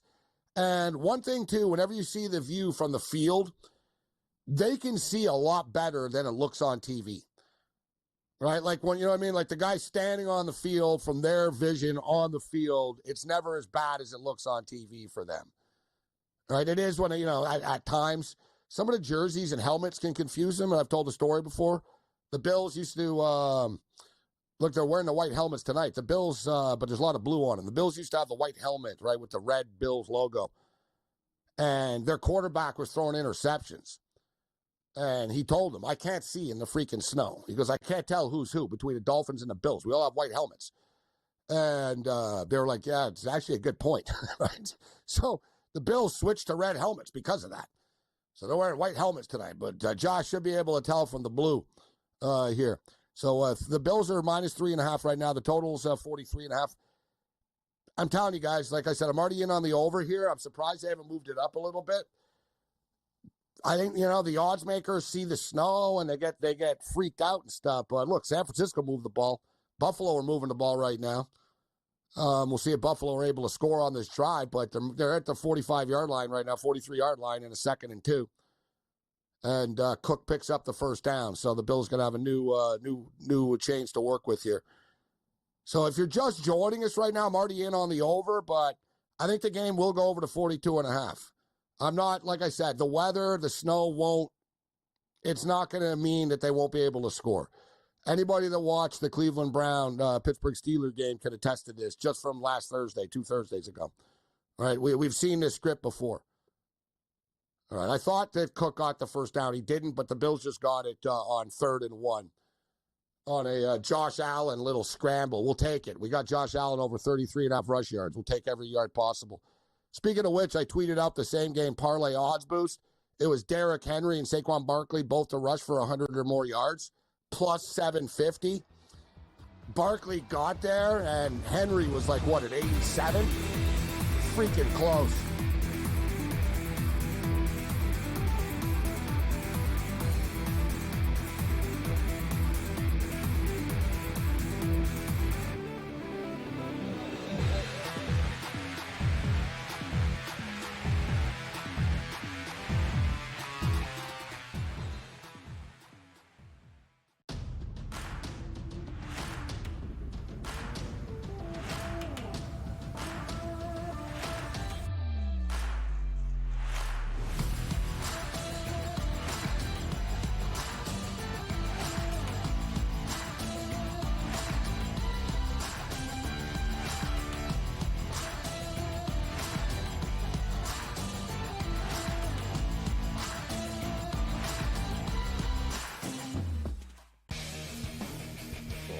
We live in a society right now where everybody's a snowflake, everybody's a cupcake, and everybody thinks that nothing is fair.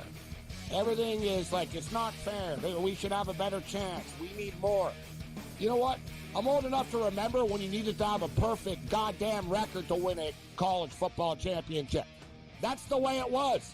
11-1, too bad. Sports Rage tonight, only on SportsGrid. Grandma Bear, who owns the football team, probably comes in, gives a little, you're such a good little boy out there. Congratulations, the way you coach this football team. I'm never going to fire you. Quarterly, I missed you picking your own cheek because I was looking down and did not know we were getting. Oh, Donnie, you got such a good show there with that guy named Thing. Like, that's what your grandma would do to you when you go see her on Thanksgiving or Christmas, The Early Line, only on SportsGrid. Together, both Davante Adams and Garrett Wilson had huge nights. Aaron Rodgers loves the two big targets, and he says if this is going to happen, going to be very tough on the defense to decide who they want to go after.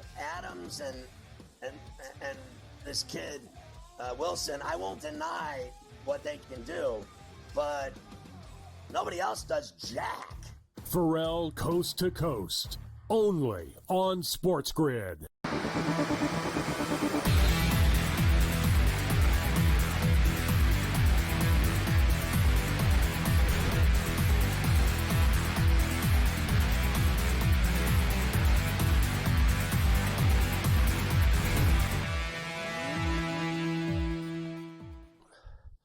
In-game live game day continues. We got a fun one going on right now in Western New York. Just because, listen, people love these holiday season snow games when you're in the comfort of a warm house with a cold beverage and or a warm drink, whatever it is you're doing. People love this sort of stuff. And listen, it's fun to be in the stands, but like I said, the one thing with Buffalo, their stadium's in the middle of nowhere. It's not in Buffalo, right? It's in Orchard Park. Orchard Park's like 40 miles outside of Buffalo. And there's nothing there. Like, it really is in the middle of nowhere. Anyone you see these overhead shots and stuff, next time you see an overhead shot, look around. All you see is like a parking lot and like some farms. Like, you know what I mean? There's a couple of bars like a mile down the road, and it's not really a road. It's like sort of you're walking, like you can get run over if there wasn't a Bills game going on type of thing. I think they should have built a stadium in Niagara Falls, personally, on just Seneca. But hey, that's just me. So the Bills are moving the ball right now. Nothing's coming easy for them, but they're grinding away. The in-game totals fall to 40.5. The Bills are up to -4.5 right now. They're -200 on the money line. Let's get sports strong. Dave Delano steps up and in. Dave, always a pleasure. Good to see you on this Sunday night tonight. What do you think of this football game? Who are you on tonight? Yeah, I ended up taking the 49ers a few hours before it started with the weather and, Purdy looking like he was going to go. So I ended up taking them actually at +7. I've just bought a little bit of the half a point from 6.5 to 7. With Seattle coming back and winning, obviously the Bills have been playing a lot better. And, the snow snow's going to be a factor, I think, for both teams. It just seemed like a lot of points. 49ers are in a desperate situation. I know that they're banged up, but still a good team. I just thought getting a full touchdown, it was a good time to come in and go against the public a little bit here with the 49ers getting the 7. So I'm on the 49ers +7.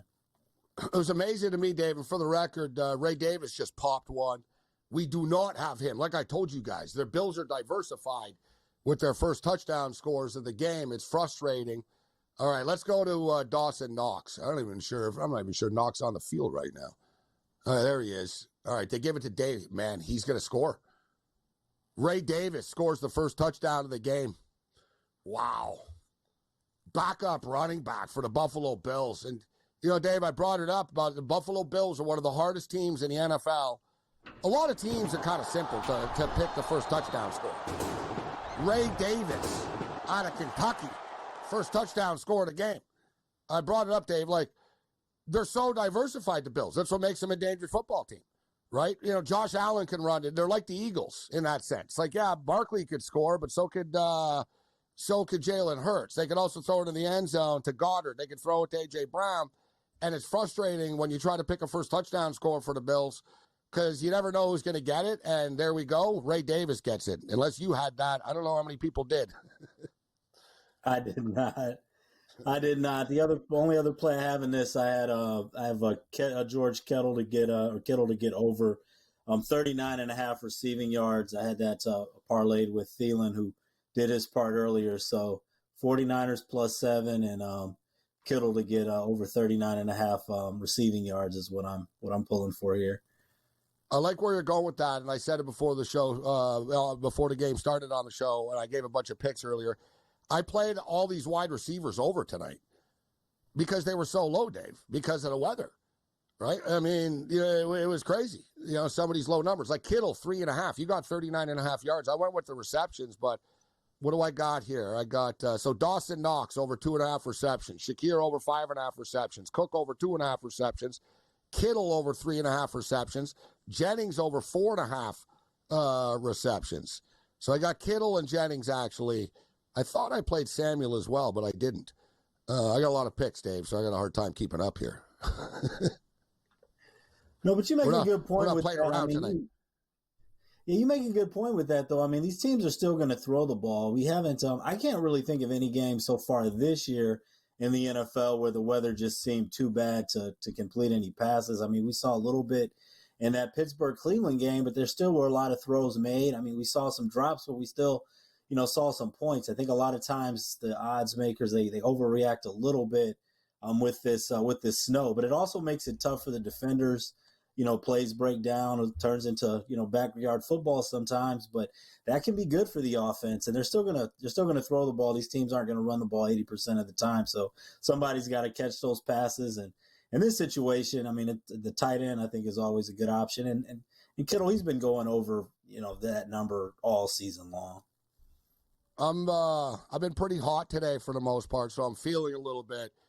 I'm gonna go with what my intuition's telling me. My intuition tells me there's gonna be points in this game, Dave. I already had the over, so I just bet it again. So I just bet the over again, a nice unit here at over 42.5. We're already at 10 points right now. So the first quarter's done, but we got 10. And I think in the second quarter here, we're gonna see a fumble, big play, so weird stuff is gonna start to happen. Also, as you stated, I know it sounds cliche. I told people that earlier about the offense knows where they're going, their defense doesn't. But also, like even the punting game, it can affect. That's the one thing sometimes. Punters can shank it in bad weather. You get these short fields and stuff, guys. So we got 10 points early. I think it'll continue. We're going over. We just put the play in. So the first quarter has come to an end here. New point spread is pretty much what it was before the game started, guys. 6.5. It's 42.5. San Francisco on the money line plus 215. The Buffalo Bills are minus 280 right now on the money line. Dave Delano in the house with us. How did you do today, Dave, in the National Football League? Well, I'm doing pretty good. I mean, I went 2-1 early on. The loss I had over 43.5 in the game between the Texans and the Jags, which fell just on 43. Yeah, but I was on the Pittsburgh Steelers, and then also had a teaser in the game with the Panthers and the Bucks. I took the Bucks and over the total in that one on a 6-point teaser. So didn't do too much. And then also what I have pending is this 49ers game, and I did our little prop with Adam Thielen early on. So far so good, but obviously if the 49ers cover, then that'll make it a good day for us. Hey, Bryce Young is really starting to sling it. Like he's starting, he's really taking that next step. I was on the Carolina Panthers today. In fact, I think that was the first time I bet on the Panthers all year. And I'm glad I did, even though it was a stress job. It was.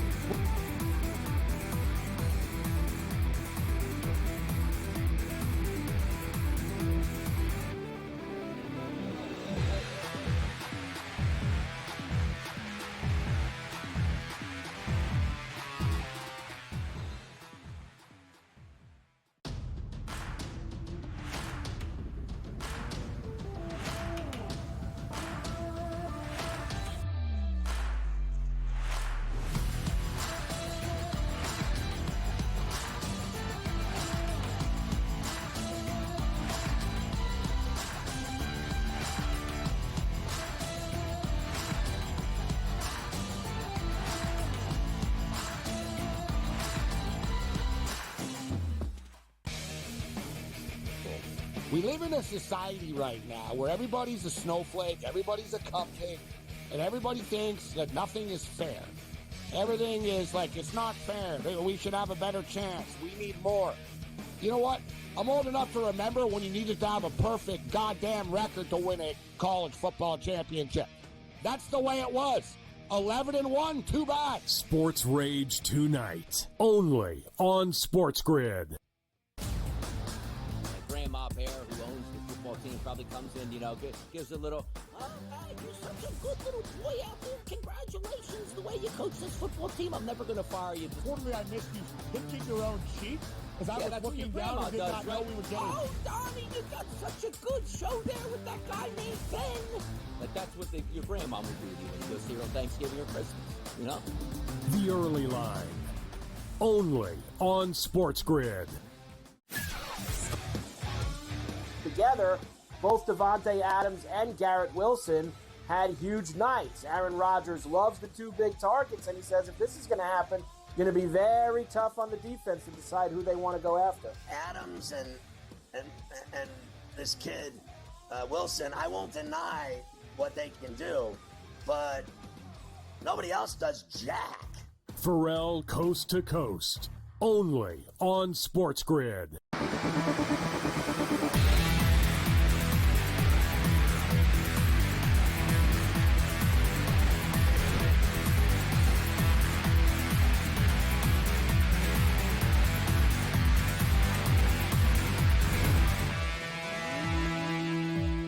In-game live game day continues. I am Gabriel Morency. We got a 7-3 football game. We're early in the second quarter of play.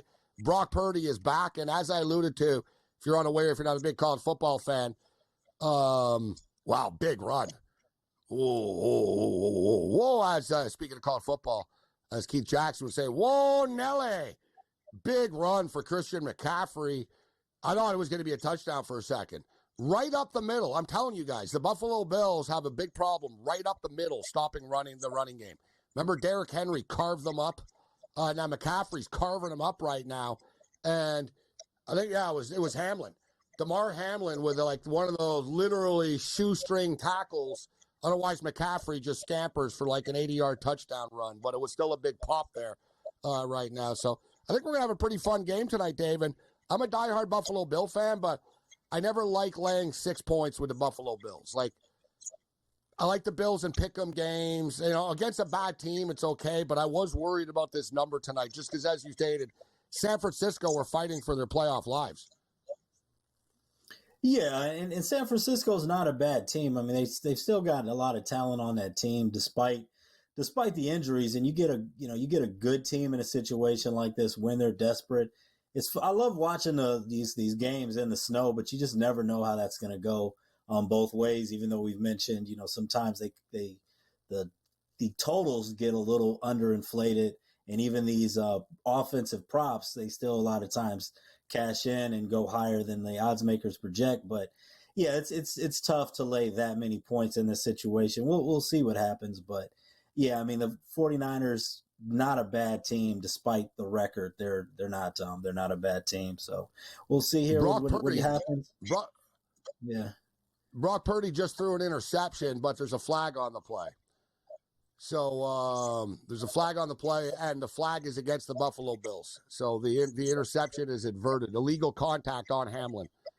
So interception. Purdy, it was a bad play by Purdy. Purdy just threw it up there. He's lucky that there was a flag on the play. Let's see. And you know what? That's a garbage call by the referee because it's all incidental. You're playing in the snow. Guys are falling around all over the place, and they all run into each other. That was a weak-ass call, man. But whatever. It's going to help the over. It's more chaos in this football game, Dave. But that was a weak call. Yeah, I was looking, just kind of looking at it as it happened here. I didn't, I'd have to go back and look at that a couple more times just from us talking. I did not see it. All right. So we've got breaking news here in this football game. Christian McCaffrey just got hurt.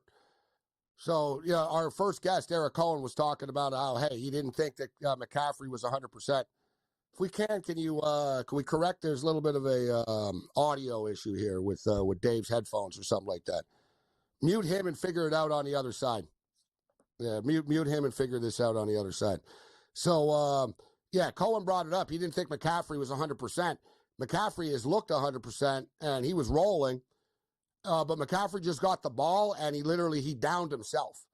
Like, he ran like 2 yards, and he took a knee on his own. He was like, whoa, whoa, whoa. And he just went into the medical tent right now. So there's an interesting development.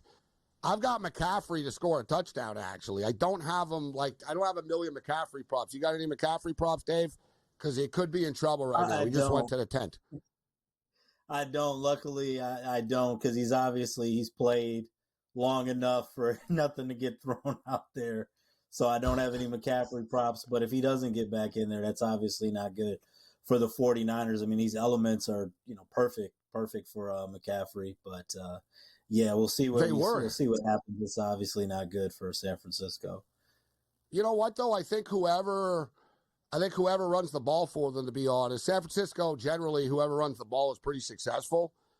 So I don't really think, you know what? And Buffalo, you can run on Buffalo.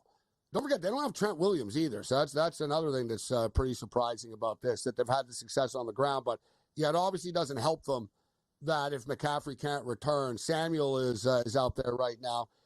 But I kind of thought about this, Dave, too. They're so beat up, San Francisco, and if there's one thing about these cold weather games, it seems like players do get hurt. Like, it does kind of break your will a little bit. You know what I'm saying? Like, even Josh Allen's a big dude, bro, and, he hit his hand on someone's helmet earlier, and you could see he was, really, your hands are cold. It's like playing baseball, bro, when it's cold. With that bat. Tackling someone. I used to play hockey outside, man, and take pucks. It's not fun when it's cold. It's worse.